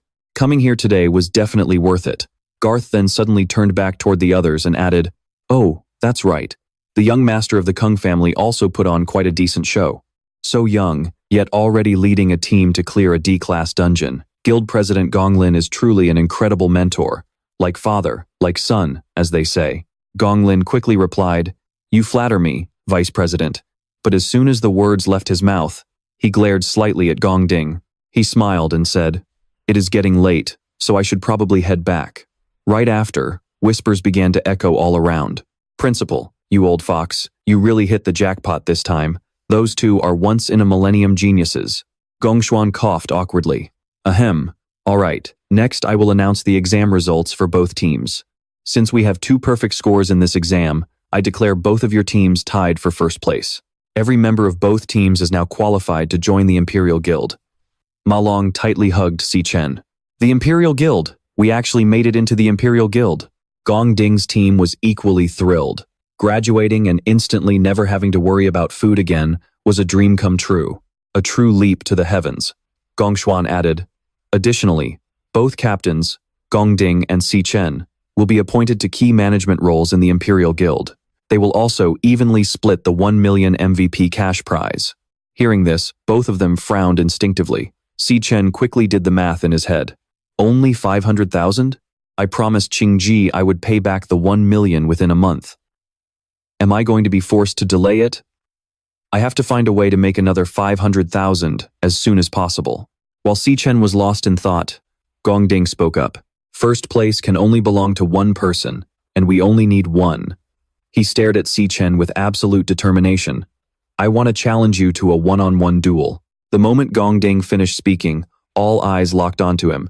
Even the high-ranking officials were stunned by his words. Gongshuan hurriedly rushed over and whispered, "What on earth are you talking about? The exam is already over, and the most logical outcome is a tie. Besides, there is no way Si Chen would agree to a rematch." He was about to say that when Si Chen cut him off. Raising an eyebrow, Si Chen said, "If I win, the entire 1 million has to be mine." Hearing this, Gongshuan choked and coughed violently. Gongding replied in all seriousness, "If you can beat me, you can take it all." He smirked slightly. Interesting. Very interesting. The excitement on his face grew more and more obvious. The show wasn't over yet. Si Chen stepped forward and asked, "Name it. How do you want to settle this?" A while later, inside a private room, Qingji smiled and said, "I originally thought you only had what it took to win first place, but I never expected you to shatter the record with a perfect score." He added, "The media is all over you right now. It seems my decision was extremely wise and forward-thinking. You don't even have to pay back that 1 million anymore. Consider it my seed investment in you." Seeing Si Chen remain silent, Qingji called out, "Mr. Si Chen?" Si Chen looked up and said, "No, a debt is a debt, and I will pay it back." He added, "I came here today to tell you two things," he said seriously. "First, regarding the deadline, please give me a 1-week extension. Since the graduation exam ended in a tie, I ended up with 500,000 less than I anticipated." Si Chen explained, "The other guy and I are going to have a private rematch. It will take place in a wild dungeon outside the school a week from now." Hearing this, Qingji was completely taken aback. "What? The two of you are going into a wild dungeon outside the school?" His voice grew tense. "You guys haven't even gone through guild training yet. That is way too dangerous." Si Chen interrupted, "Don't worry. Once I win the rematch in a week, I'll get the remaining 500,000. He continued, "Besides, I'll give you all the materials I harvest from the dungeon as interest for the 1-week extension." Qingji adjusted his glasses and analyzed the situation in his mind. He has zero fear about entering a wild dungeon. Instead, all he cares about is paying his debt and interest. He is truly extraordinary. Si Chen set down his glass. "Also, there's another reason I came to see you today. Something far more important." As those words left his mouth, a chill ran down Qingji's spine. Si Chen's voice seemed to merge with the quiet air. Upon hearing it, Qingji's pupils dilated instantly. Those words continued to ring out in the silent room. Unable to take it anymore, Qingji bolted to his feet. On the afternoon of June 17th, at Qingshui High School in Kangchang County, Si Yun stretched out happily. Finally, the last exam is over. She pulled out her phone to check her notifications. Up next, summer break. Suddenly, she paused as something crossed her mind. "Oh, right." Looking at the time on her phone, she muttered, "Today is my brother's graduation exam too." 4 years ago, Si Chen had proudly shown off his results. "Si Yun, they detected elemental potential in me. I got accepted into the National Awakened University." She had squealed with excitement. "So does that mean you're going to be an Awakened, just like Mom and Dad?" He replied, "Yeah. That way I can join a powerful guild, make tons of money, and give you a better life." Si Chen had looked at Si Yun with determination. And who knows? Maybe I can finally uncover the truth behind Mom and Dad's disappearance. She beams with joy and praises him. "You're so amazing, big brother. You're the absolute best. You're definitely going to become a super powerful awakener." Just a little while ago, Tu Tran was sitting around, feeling totally dejected. "It's my senior year already. Why haven't I awakened yet?" But he quickly pulled himself together and tried to stay positive. "It's fine," Tu Tran said with a bright smile. "Looks like I'll just have to keep working hard." Tu Van couldn't help but think that ever since her brother entered the Awakener University, he had always been the most hard-working one among his peers. Yet in the end, he was the only one who couldn't awaken. She quietly let out a sigh as she watched everyone around them awaken one after another. "He must feel so lonely, he just never shows it in front of me." Suddenly, Truk Dong rushed over and nudged Tu Van. "Hey, Xiao Van, have you heard the news yet?" Truk Dong went on to say that 2 genius graduates emerged from the National Awakener University this year, and both of them led their own teams to earn a perfect score. The vice chairman of the Guild Alliance even met with them in person and praised them so highly that it made the evening news. "Our Thuong Thuong County is going to be famous now." She then added, "Oh, That's right. Doesn't your brother go to that school too? Right at that moment, Datan's voice suddenly rang out. Good afternoon, Xiaovan. He said smoothly, I've booked a private room on the top floor of the Zifeng building. You're free tonight at 8 p.m., right? Hearing this, Trukdong was utterly shocked. Wait, Xiaovan, since when did you know the golden boy of Trongde? But a moment later, Tu Van suddenly ran off. Seeing her run, Trukdong called out loudly, Hey, why are you running off so fast? On the verge of tears, the little girl thought about how everyone around them was getting perfect graduation scores and making the news, while her brother still hadn't awakened. It broke her heart. I need to get home quickly and cook a huge meal to comfort him. On the night of June 17th, inside their rented apartment, Tu Van quickly put together a lavish spread. When Tu Tron saw it, he was completely taken aback. Xiaovan, when did you make such a massive feast? He exclaimed in delight. Wow, this sukiyaki hot pot smells incredible. Just then, the news anchor on the TV started speaking. Next up is our evening news. This morning, the National Awakener University of Dongtan successfully concluded its practical graduation exam. The voice from the television continued to play. The vice chairman of the Guild Alliance, Cavendish, was personally in attendance to warmly interact with the students. Tu Van thought to herself, Yep, he's definitely just trying to act calm again. Failing the graduation exam is a massive blow to anyone, yet he isn't showing a single trace of sadness. The anchor went on. According to reports, this year's exam produced an extremely rare double champion scenario. She added, 2 genius students led their respective teams to achieve perfect scores. Before the media, Vice Chairman Cavendish spoke very highly of this exam and specifically singled out one of the 2 team leaders for high praise. While the little girl was lost in her thoughts, the news anchor suddenly announced, Student Tu Tran. Tu Van could hardly believe her ears. She whirled around in utter shock, repeating the words one by one, a perfect score. Student Tu Tran? Meanwhile, in another location, Kung Lam's voice rang out slowly. I set the stage up for you. He seemed to lose control as he snarled. I even invited a full house of spectators. Kung Lam furrowed his brows deeply. And yet, you completely botched the performance. He added, you didn't just fail to win, no, you lost to a complete nobody. Kung Lam's voice grew dangerously low. From now on, you no longer have a say in your own choices. I've already arranged everything for the makeup exam next week. He warned, if you can't get it done, I'll do it myself. Kung Lam firmly declared that no matter what underhanded methods they had to use, first place must belong to the Kung family. On the television, the anchor was still speaking. Vice Chairman Cavendish stated that Tu Tran's performance was truly exceptional and expressed his hope that Dongtan will continue to nurture even more outstanding talents in the future. Tu Van pointed shakingly at the TV screen. Hey, big brother, that Tu Tran they just mentioned on TV. Is that you? Chewing on his food, he looked up and replied, Yeah, why? The spoon in her hand suddenly clattered to the floor. The words hit Tu Van like a bolt of lightning. She desperately tried to process the information. My own big brother, in the graduation exam. Tu Van's jaw dropped. Not only did he lead his team to a perfect score, but he was also personally praised by the vice chairman of the Guild Alliance. She was completely speechless, unable to process it all. Tears welled up in the corners of Tu Van's eyes. My silly big brother. She looked at him with immense pride.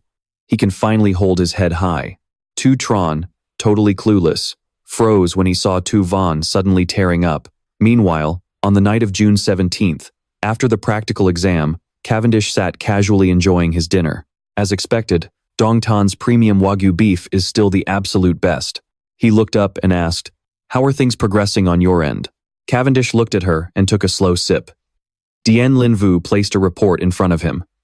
This is the complete report we've compiled so far, she said. Over the past year, it hasn't left a single trace. Linvu then concluded. Perhaps it has already noticed us. Hearing this, Cavendish replied, You've worked hard. Eat some beef first, she continued. Also, there's one more thing. Linvu reported in a serious tone. Recently, I've noticed someone rather suspicious. Not long ago, he was just in contact with you. She went on to explain the insane rate of his strength growth in such a short span of time. As Linvu thought about it, she murmured, It is honestly too abnormal. Meanwhile, inside the Demon Tower, Tu Tran was quietly analyzing his situation. He had already spent over half a month on the first floor of the Demon Tower, wiping out nearly every single monster on this level. By now, He had completely adapted to fighting under 10 times normal gravity. Following his graduation battle, his Lightning Assassin class had earned a star. With his class proficiency up, that star allowed him to allocate attribute points. So, as it turned out, frequently using a specific class was the key to raising its proficiency. In other words, none of Tutran's 4 current classes had hit their limits yet. He decided to dump that new star into speed, the most crucial stat for an assassin. Right now, his speed stat alone was already on par with an A-rank assassin. As this thought crossed his mind, Tutran paused for a brief moment.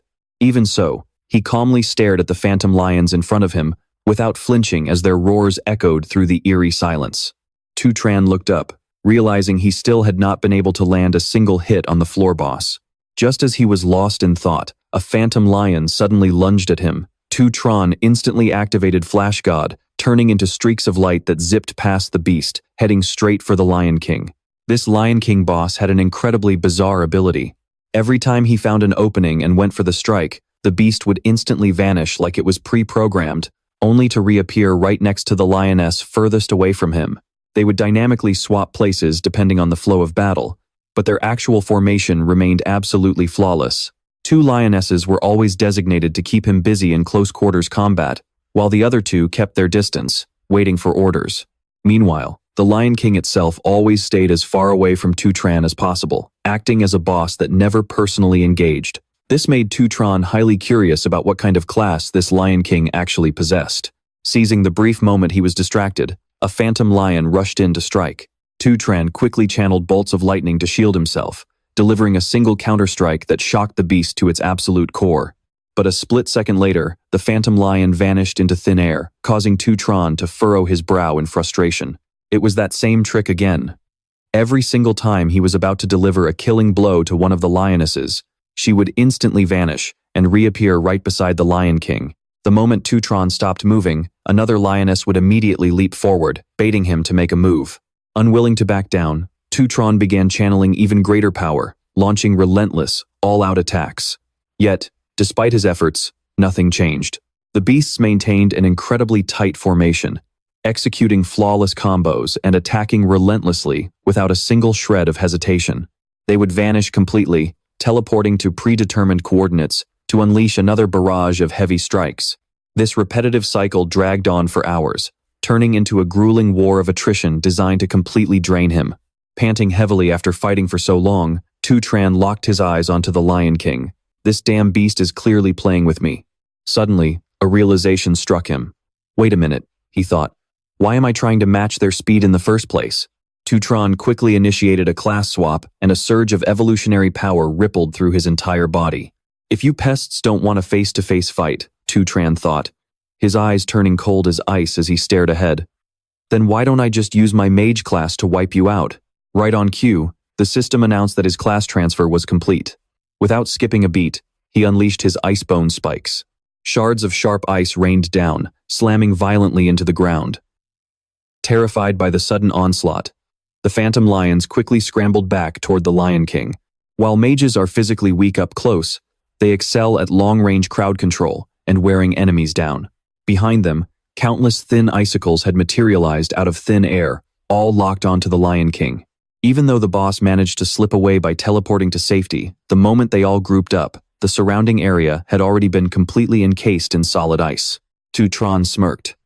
Once all of you are cornered inside my strike zone, only then did a look of sheer terror cross the Lion King's face. Tutran began channeling a massive ice detonation bomb, staring ahead with absolute resolve.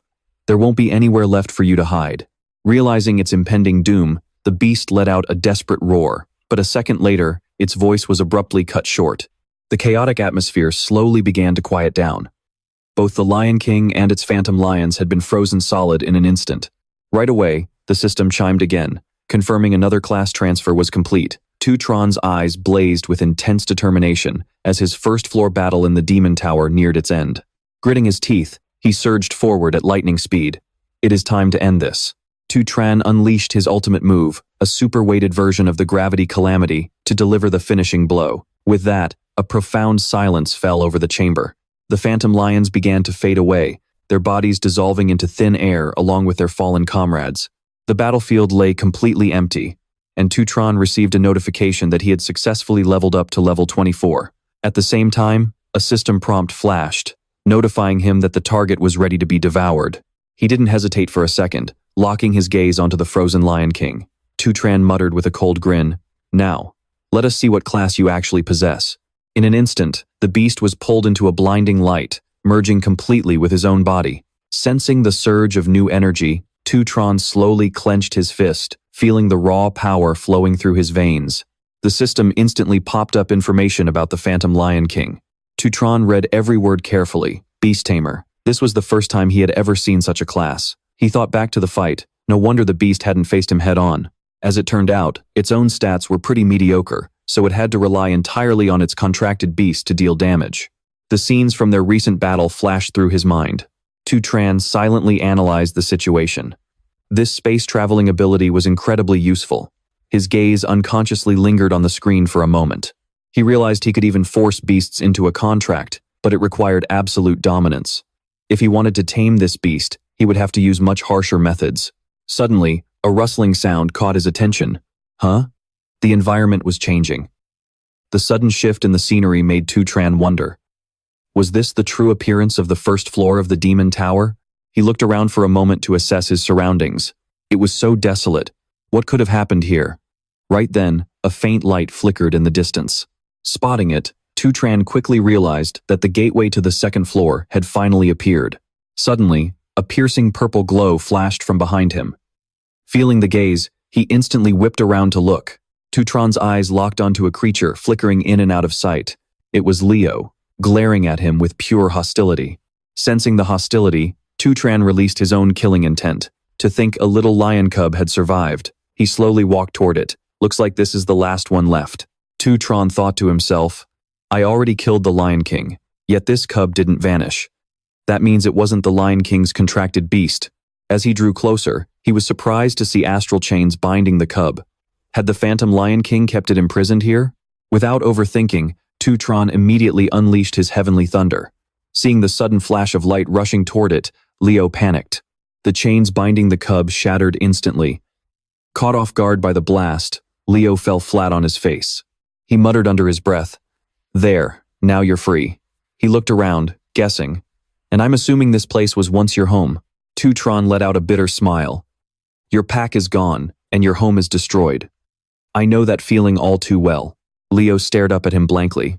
Tutron continued, "It's going to be lonely, but you've got to survive.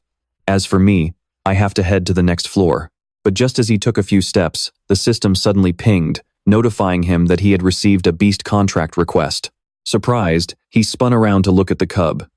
The system prompt asked, "Would you like to establish a contract?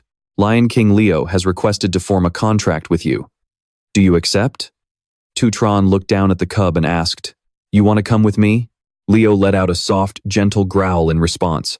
Tutron explained, "From here on, I'm going to clear this tower floor by floor, and with each floor we climb, the monsters will only get more vicious." He warned, "You could get hurt or even die.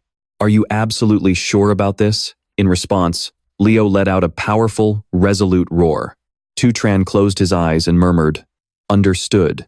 When his eyes snapped open, blazing with determination, he accepted the contract. Leo's eyes shone as the contract was completed. The Lion King Leo was now his contracted beast. As Leo's stat screen popped up, his passive skill instantly activated. A moment later, Tutron waved the cub over. "All right, let's go," he advised. "But remember, when we're in battle, focus on keeping yourself safe." Tutron stepped through the dimensional barrier, his eyes burning with absolute determination. Before them was a massive, flowing river of molten lava. Tutron groaned, "Man, it's scorching. I feel like I'm about to melt." Meanwhile, Leo was playfully trying to reach down and touch the lava. Tutron turned his back to the cub, muttering, "I wonder what kind of monsters we'll face on this floor." Suddenly, a blinding flash of light erupted, completely obscuring their vision. Tutron's eyes narrowed instantly. In the next split second, something sharp pierced straight through his chest. His eyes widened in utter shock. At that horrific moment, he woke up gasping in his own bed. A heavy feeling of dread weighed on Tutron's chest. He hadn't even seen what hit him before being instantly killed. What kind of insane power was that? Furrowing his brows, he wondered, What kind of monster is waiting on the second floor? Right then, Tu Van's voice drifted in. Come eat breakfast, big brother. On the dining table was a massive, delicious-looking spread. Tu Tron's eyes lit up. Wow, you really went all out for breakfast. Tu Van told him, make sure you wash your dishes when you're done, and don't forget to hang up the laundry in 30 minutes. Sensing her rush, Tu Tran asked, Tu Van, why are you in such a hurry? Isn't it already summer break? She replied, I'm heading to my summer job. Tu Tran gasped in surprise. Wait, what? Didn't I tell you? You don't have to worry about money. I'll take care of everything. She turned back with a smile and said, my big brother is doing so well, so his little sister can't fall behind. Besides, staying home all summer is super boring anyway. Then Tu Van closed the door. I'm leaving now. Remember to wash the dishes and hang up the laundry. A little while later, water was running over the plates in the sink. Tu Tran sighed as he went to hang the clothes. A bittersweet look washed over his face. Tu Van was always like this. Looking at a photo of the two of them, he smiled. No matter how tough things got, she always found a way to stay strong. She was still just a kid. Yet when they were together, she was always the one taking care of him. Sitting there, he picked up the photo and stared at it for a long time. Tu Tran told himself, after I take care of things at school, I have to deal with the Demon King of Wrath. I won't be able to stay by Tu Van's side for a long time, he muttered. Tu Van is the only one I'm still worried about. Suddenly, Tu Tran's eyes widened. Right, I can try doing this. He put his hand to his head, concentrating. Right at that moment, a spatial portal opened up, and Leo tumbled out. Tu Tran turned his head in surprise, his jaw dropping in sheer disbelief. Could he really summon a contracted beast from the Dream Demon Tower into the real world? A moment later, Leo was running wild, turning Tu Tran's house upside down. He thought, if that's the case, I can have Leo protect Tu Van while I'm away. If she's in any danger, I'll know instantly and rush to her side. The more Tu Tran thought about it, the more he smiled. Tu Van has always loved cats and dogs since she was little, so a little lion cub should be fine, right? Just then, a loud crash echoed nearby. With an uneasy look on his face, Tu Tran slowly walked over to investigate.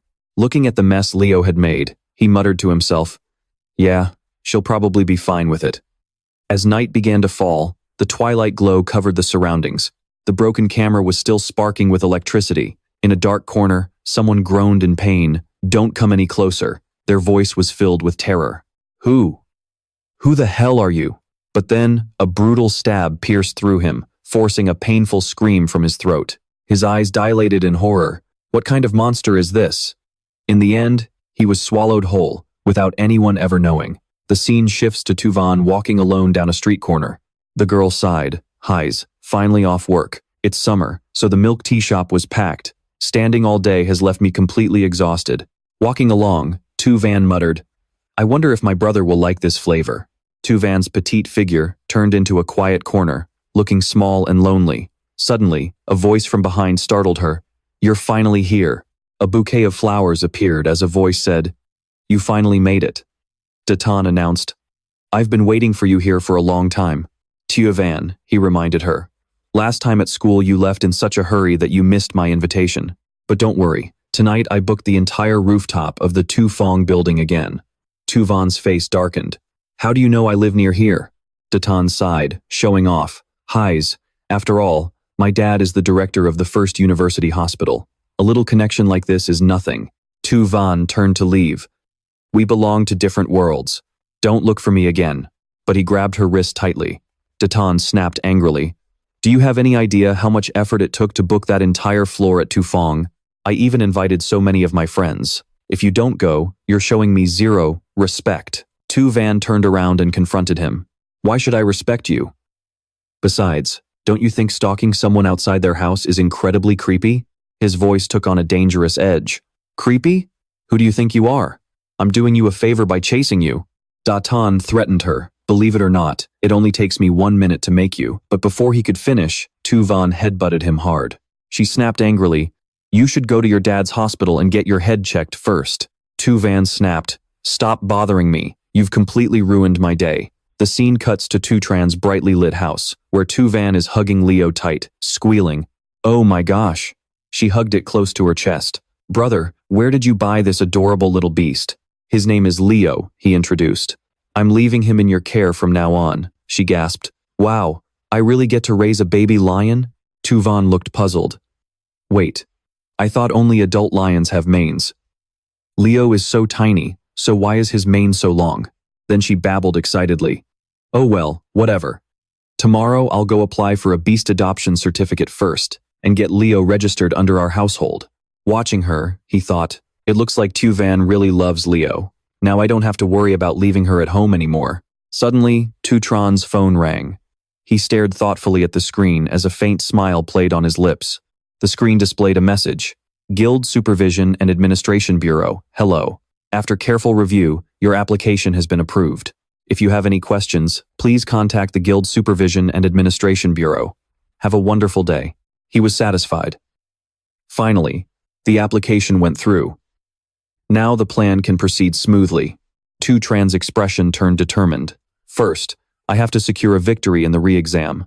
The scene then transitions to 6 days later. 6 days later, June 24th, Year 7, re-examination day, 3:10 p.m., in the outskirts of Dong'an Luke City. Kung Hyen announced, attention, both candidates. Next, I will explain the details of the exam. He explained. After careful consideration, the school board has decided that this re-examination will take place in the wild dungeon inside this forest. According to our detection equipment, this is a D-rank wild dungeon. Kung Huyen emphasized, as previously agreed, both of you will undergo the assessment inside the very same dungeon. His voice echoed in a steady, monotonous tone. The environment inside a wild dungeon is completely uncharted, making it far more dangerous than the controlled dungeons at school. Therefore, this time, 3 high-ranking guild members from the Dongtan Nation have been deployed to accompany you as examiners. Kung Huyen continued. They will follow both candidates into the dungeon, ensuring your safety while grading you in real time. Then his voice echoes, announcing that their final results will depend entirely on the scores of the 3 judges. Across from him, Gong Lin's face twists into a nasty smirk as he mutters, You 3 judges, better make sure you do this right. Don't leave any trace behind. Nearby, someone asks, Vice Chairman, your schedule in Dongtan ended 2 days ago. Why are you still here? Ge replies, What could be more exciting than what's about to go down here? The screen flickers, displaying Si Chen's figure. Ge smiles. It's been a long time since I've seen a clash between true geniuses. I can't wait. Meanwhile, Gong Xuan raises his hand. I hereby declare. He emphasizes the start of the special supplementary graduation exam for Class 2157 of National Awakening University, pitting Si Chen against Gong Ding. Determination is written all over both of their faces. Then, Gong Xuan's voice booms. Let the duel officially begin. Si Chen calmly steps through the portal, his movements fluid and silent as he advances. Si Chen's eyes narrow, scanning his surroundings. Tai Yu analyzes the area, noting, it's filled with dead trees. Looks like a plant-type demon dungeon, no doubt about it. Hey, we're the judges here. The cameras are still rolling. Suddenly, a flashing red light appears right in front of him. The blaring alarm catches Si Chen off guard. It's a high-danger warning. A high-threat magic beast detected? Si Chen thinks in surprise. This is the first time his device has ever triggered such an alarm. The system beeps again, and the warning suddenly vanishes. Could there really be a higher-tier beast lurking inside a D-rank dungeon? Thick fog swirls beneath an ancient, gnarled tree. Gong Ding takes the lead, with Si Chen following closely behind. Tai Yu mutters, This fog is incredibly thick. Sato warns, Stay on high alert, and don't lose sight of the examinees. Suddenly, a bizarre creature rears up from behind them. It's a toxic cage ant. Gong Ding draws his sword in a flash, rushing forward like a gust of wind. Sato nods in approval. Gong Ding's reflexes are incredibly sharp. But wild beasts in these dungeons are a different breed compared to the ones at school. They're far more ruthless and brutal. The monster unleashes a barrage of corrosive venom, but Gong Ding's counterattack is swift and decisive. His blistering speed leaves everyone speechless as he easily forces the toxic cage ant to the ground. Gong Ding's blade glows with brilliant light as he drives the tip of his sword straight into the beast. For his final blow, Gong Ding unleashes his ruinous blade burst. From their high vantage point, the 3 judges closely observe his performance. Checking his watch, Tai Yu remarks, he acted the second the beast appeared, while perfectly neutralizing all of its long-range attacks. Tactical response, 10 points. Yan chimes in. He quickly identified and severed the beast's venom organ, completely neutralizing its long-range capabilities. Combat logique, temps point. Sato nods. And he didn't hesitate to deliver a flawless finishing move. Lethal force, 10 points. His movement, control, and execution. Everything was as precise as a surgeon's scalpel, especially considering his opponent was a wild, D-rank beast in a natural dungeon. For a student to maintain such composure and decisiveness is truly outstanding. Glancing at the screen, Sato sneers at the other candidate. But as for Si Chen, he didn't even react when the beast appeared. He's just wandering around. His performance is completely unacceptable. Back on the field, Gongding remains dead silent. The scene cuts to Si Chen on the screen. Ge asks Yuan Long, "What do you think Si Chen is looking for?" Yuan Long replies, "My guess is, he's looking for." On screen, Si Chen steps onto a patch of mud as Yuan Long finishes his thought, the fastest way to rack up a high score. Suddenly, sparks begin to crackle around Si Chen. "Found you," he mutters, driving his raw power straight into the ground. A massive explosion erupts, shocking everyone as countless monsters are blasted out of hiding by his devastating force. Taiyu is dumbfounded. He blasted right into a monster nest. Is he insane? Sato's jaw drops. Those are D-rank beasts, doing something that reckless could get us all killed. Gongding watches in utter shock. Don't tell me he's planning to. Si Chen pivots on his heel, tracing a circle on the ground. Pivoting his foot, he unleashes a violent surge of energy. Divine Flash. The sheer force of his attack completely decimates the monsters, leaving them grievously wounded and helpless. He gathers the massive horde together, shattering them to pieces. With one final, decisive strike, Si Chen ends it all, and the monsters rain down dead one by one. Unable to believe his eyes, he slides off his glasses. What on earth did he just do? Sato stammers. Doesn't the report say he's only an E rank? Yet he can easily slaughter an entire horde of D rank beasts like they're nothing? Yan exclaims. This guy's power is absolutely insane. Well, how do I put this? We physically can't give this kid a low score for that performance. The examiner grits his teeth, trying to find an excuse. But isn't he being way too reckless? And his moveset is far too simple. Over on the other side, Gongding suddenly calls out to him. Watching Si Chen, Ge bursts out laughing. "Ha ha, you hit the nail right on the head, old man." He grins with excitement. The exam just started. And we're already getting a clash this intense? This is gold.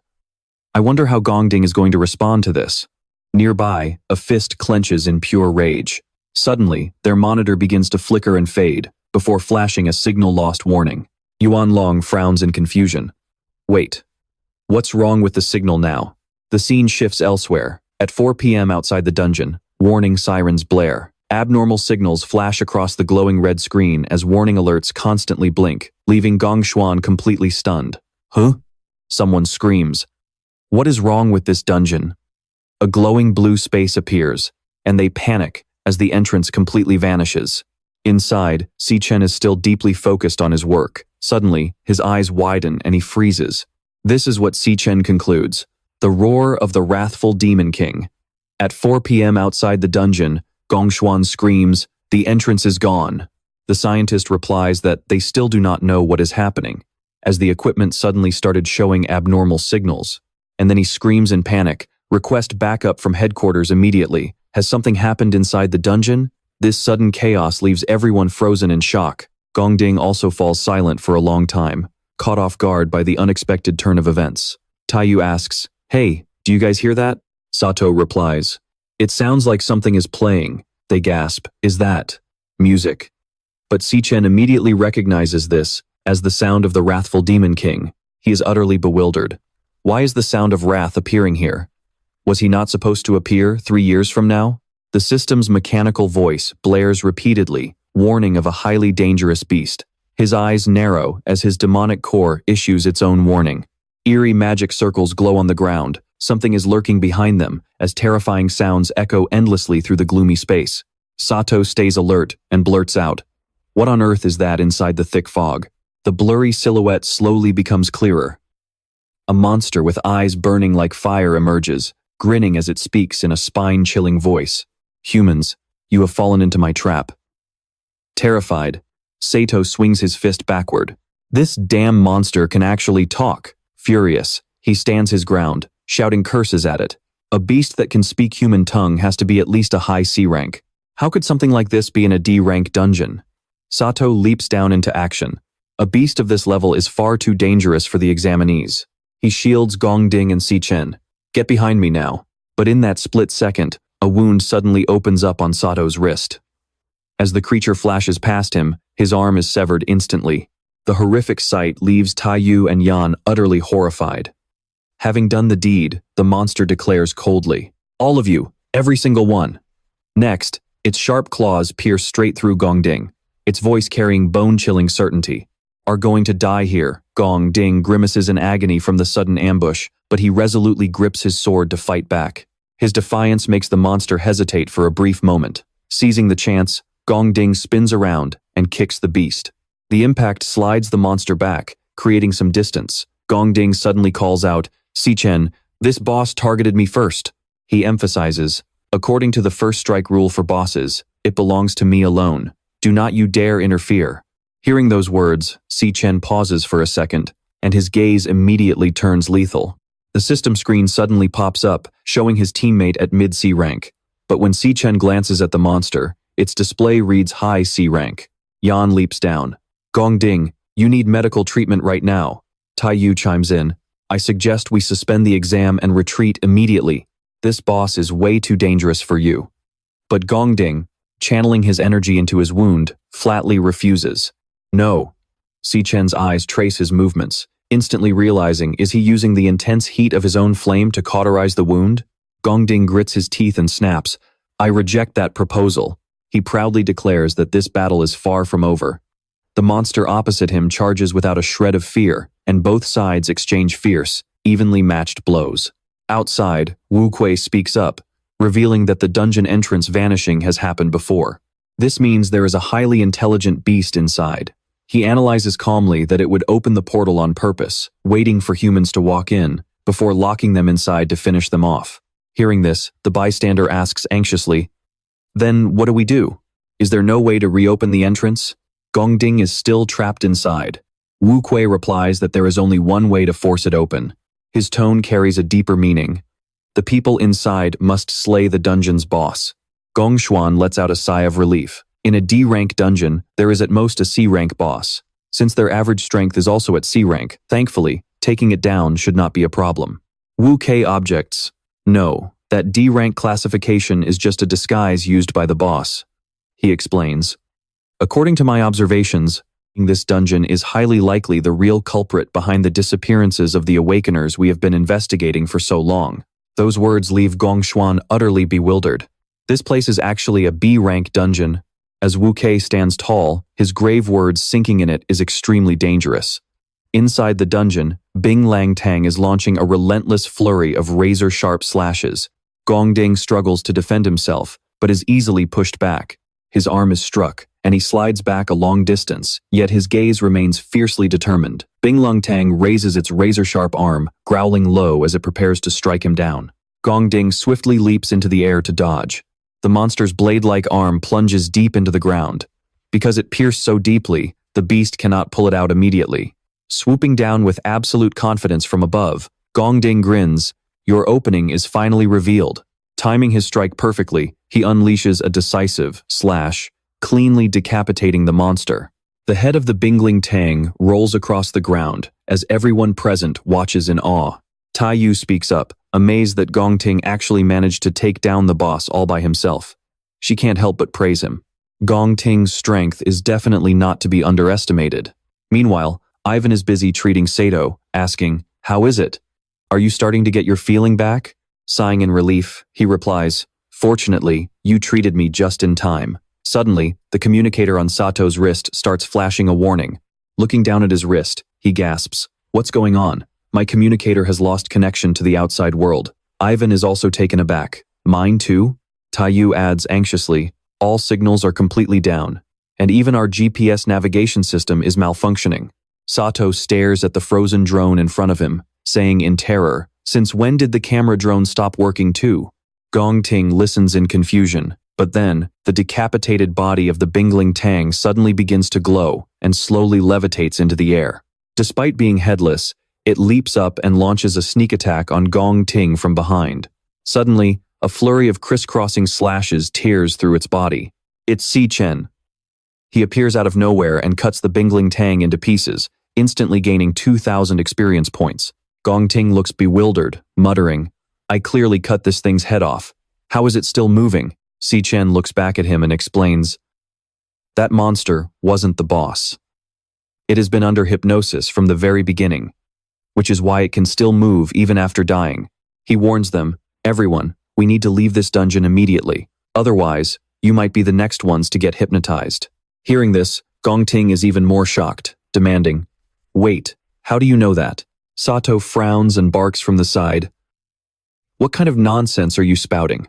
There should only be one class boss in this dungeon at most." Si Chen stands calmly as the old man rants. "This monster is at least a high-tier class. How could it not be the boss?" Right in front of Si Chen, a barrage of red warnings flashes before his eyes, screaming, "High-level danger warning! High-level dangerous monster detected!" Eerie, demonic sound waves suddenly echo from a nearby cave entrance, easily penetrating Taiyu's ears and invading her mind. Both Ivan and Sato suffer the same fate, falling under the hypnosis as their bodies begin to mutate. Si Chen quickly puts on his headphones to block out the demonic sound waves. He realizes it's already too late for the others. For Si Chen, this specific sound wave is all too familiar. It's the exact same sound wave used by Wrath in his past life. Back then, it was this very sound that led to the murder of his younger sister, Si Yun. Wrath had used it to hypnotize and slaughter countless innocent people across the globe. Si Chen remains calm, quietly observing the situation. Standing behind them, he watches the hypnotized team members stagger forward like puppets. Si Chen realizes that the boss of this dungeon must be connected to Wrath. As they walk deeper into the cave one by one, he follows closely behind, whispering to himself, "It's time we finally meet." The group descends deeper into the abyss, one after another. Red warning signs continue to flash before Si Chen's eyes. Before long, they reach the very end of the cavern. Countless green eggs are scattered everywhere, while giant serpents guard something in the distance. Si Chen steps forward silently, walking past the skeletal remains of countless previous victims. He cautions himself, this is just like Wrath. The hypnotic sound wave operates on the alpha frequency. To counter Wrath, I've already prepared a beta wavelength audio that can completely neutralize it. These guys don't have any defense against hypnosis and could lose their lives at any moment. Si Chen needs to take down this boss, and fast. Suddenly, a heavy, raspy voice speaks from beneath a tattered shroud. It watches the newcomers enter, locking eyes with him, and utters with sinister delight. So fresh, so lively. Si Chen glares back as its eerie, enchanting voice whispers, "A new vessel?" The scene shifts to many years ago. A small, blood-covered hand loosely grips a wooden stick. A young Gong Ting has just survived a brutal, vicious fight. Gong Lin sits nearby, praising him. "Well done, you won again today, Gong Ting." Though he is only 8 years old, his face remains completely expressionless as he listens, his eyes burning with deep, unspoken hatred. Gong Lin points to the empty chair across from him and says coldly, "Since you won, you get to sit and eat." Hearing this, Gong Ting drops his stick and walks over. Down below, his brother Gong Cheng, also 8, clutches his bruised body in pain as he hears his punishment. The loser kneels here all night. Cut to the middle of the night. Under the pale moonlight, Gong Cheng is still kneeling, his stomach growling loudly from hunger. Suddenly, Gong Ting's voice breaks the silence, holding out a loaf of bread. "Eat up," Gong Ting whispers. Gong Cheng replies in sheer terror, "But brother, if father finds out, you'll get." He immediately cuts him off. "You're my brother. Stop talking nonsense and eat." Shortly after, Gong Ting is brutally punished, a harsh blow striking his face and sending blood splattering. Gong Ting kneels there trembling, his fists clenched tight as he glares at the leather whip in his father's hand. Gong Lin asks in a deep, menacing voice, "Do you know why our Gong family holds such high status today?" Frowning, he continues, "Because I, your father, am a perpetual winner, and only winners get to write the rules." Gong Lin adds, "As for you boys, your only job is to obey my rules." Back then, the young Gong Ting could only grit his teeth, glaring up as he asks, "Then, if I defeat you, does that mean I get to make the rules?" Gong Lim replied with a dark, cunning smile. A moment later, the sword shattered and clattered to the ground. Beaten to the point of coughing up blood, Gong Ding forced himself up and demanded, "The one I challenged was clearly you. Why?" The man who had just defeated him was none other than Wu Kuei. He screamed, "Why did you let someone from the Emperor Guild fight instead?" Gong Lim laughed coldly. "My strength doesn't just come from my own power, it also comes from the authority I hold." Stepping closer, he continued, "The rules of the human world aren't as simple as you think, but one thing is absolute." Gong Lim clenched his fist, looking down at his pitiful son as he gave him the answer. Winning. Gong Ding could only kneel there, listening in silence. How you win doesn't matter. The only thing that matters is the result. As my son, you must always be at the very top. Even if you have to throw away your family, your duties, your ideals, or anything else, you must win. Gong Lim glared at him, declaring, "Winning is the only reason you have to exist in this world." Back then, the young Gong Ding could only ask himself, is winning really the only reason for me to exist?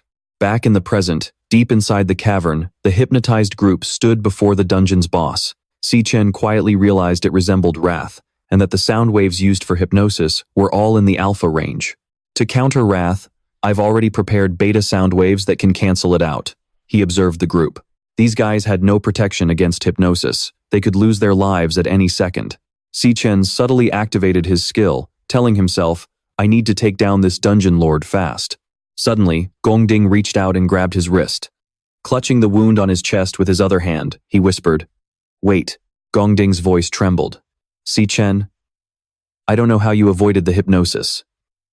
Meanwhile, blood kept dripping from his wound. He continued, "But I used my own way to stay awake." Still speaking in a hushed tone, Gong Ding explained, "Listen to me. If you make a move and show yourself now, everyone will be in grave danger." He glanced to the side and asked, "Do you see that pile of eggs?" Gong Ding warned, "If we disturb them, we'll have to face dozens of rank C monsters even without counting the Lord. We'll be dead for sure." He continued. Gong Ding frowned in frustration. "It will probably come to us on its own." He proposed, "I suggest we stay hidden for now. Once the Lord gets close, we strike together." Si Chen replied, "I didn't expect you to think so far ahead," but he dismissed it. "Still, your plan won't work. This Lord doesn't even need to lift a finger." Si Chen knew all too well that with just a single thought, it can force everyone under its spell to self-destruct. In a flash, Si Chen glided past them, striking the back of their necks to knock them out before they could do a thing. This shocked the dungeon lord hiding behind the veil. It looked down, its eerie voice echoing. Something was slipped into the food. "Kill them for me," commanded the lord. Instantly, the bug creatures inside the eggs shattered their shells and burst out. A massive swarm of mantis soldiers emerged, a deadly class of rank C assassin monsters.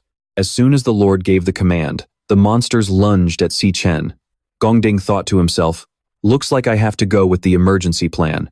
He drew his sword and called out, "Si Chen, I need a favor."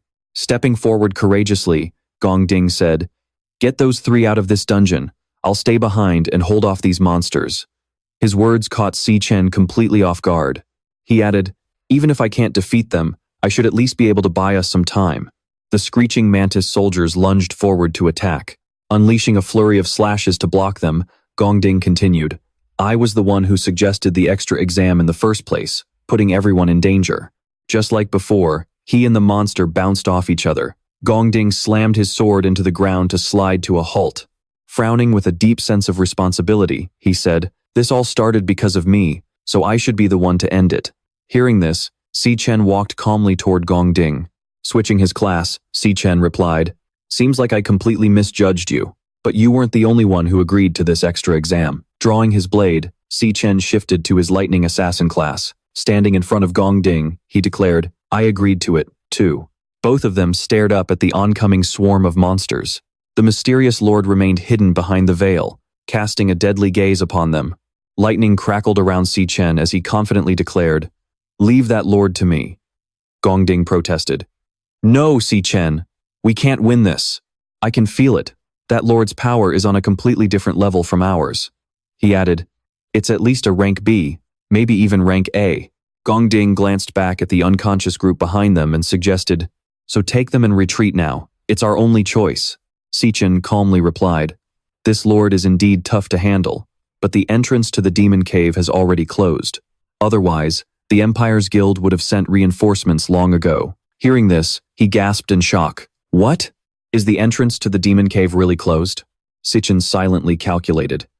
If this lord was an A rank, its combat power would be on par with the Xuanling Lion King at the bottom of the demon tower. Right then, the mantis minions shrieked as they lunged at the two. One of them swung its sharp front legs down hard at Si Chen, but he blocked it. Just then, another one leaped in to attack from his flank. Noticing this, Gongting rushed over and shouted a warning. Watch out. He and Si Chen unleashed their skills at the same time, spraying green blood from the two monsters. The remaining horde saw this and swarmed them all at once. Gongting panicked. This is bad. Against this many monsters, sooner or later we're going to get. Before he could finish his sentence, he was cut off by the crackling of lightning from Si Chen's hands. Entering his lightning assassin state, Si Chen unleashed his lightning blades, launching a volley of swords made of pure lightning. The lightning swords pierced straight through the monsters' necks, killing them instantly. He quickly activated Divine Flash, gripped his lightning sword, and dashed forward. In just a single pass, Si Chen took down a massive number of mantis soldiers. Witnessing this, Gongting's eyes widened in utter disbelief. How is this even possible, he thought. Watching him slaughter the beasts, he noted that while assassins usually struggled when surrounded due to their low strength stats, Si Chen was different. Every single strike of Si Chen's hit their weak points with absolute precision, effortlessly putting down horde after horde. Gongting realized that Si Chen was using sheer speed and technique to make up for his lack of strength. Furrowing his brows in concentration, he noted that Si Chen's current speed had to be at least A rank. Meanwhile, Si Chen continued to dance through the crowd of monsters, his lightning sword constantly cutting them down. Gongting finally raised his weapon, telling himself that they might actually have a shot at winning. With that thought, he focused his gaze and activated his skill, making his sword glow. The demon cave lord, who had been watching the entire time, suddenly spoke in an eerie voice. You talk too much. Its eyes flashed as demonic energy erupted around it. With a loud roar, it unleashed ultimate fortification. The strength and stamina of the mantis soldiers surged violently, and they began to swell in size, growing into giants right before Si Chen's bewildered eyes. Shred him to pieces, the lord ordered. Si Chen's entire body flared with brilliant yellow lightning. The moment a massive, sharp leg came crashing down, Si Chen leaped back just in time to dodge it, before landing a rapid flurry of slashes on the monster's back, dealing massive damage. Gongting grit his teeth in determination, cheering Si Chen on in his head. Hold your ground, Si Chen. Meanwhile, Si Chen was already channeling his energy, preparing for a killing blow. Dashing forward, Si Chen took down two buffed monsters with a single strike, but another one suddenly materialized right behind him. But with blinding speed, Si Chen swapped places to get behind it, ready to swing his blade. With a cold expression, he slashed and wounded yet another buffed monster. It shrieked in pain, but immediately whipped its head around to face its opponent. The mantis soldier swung, but Si Chen raised his arms just in time to block it. Still, the sheer force of the blow pushed him sliding backward. Si Chen thought to himself, these buffed monsters. Their stats are close to B rank, and their carapaces are incredibly tough. Looking at the horde ahead, he felt a spark of anxiety. He couldn't easily strike their weak points anymore. He had to find a way to pierce their armor. Just then, Gongting roared from behind. Thanks, Si Chen. He activated his secret art, causing his strength to skyrocket at the cost of his other stats. Gongting continued, the time you bought me is more than enough.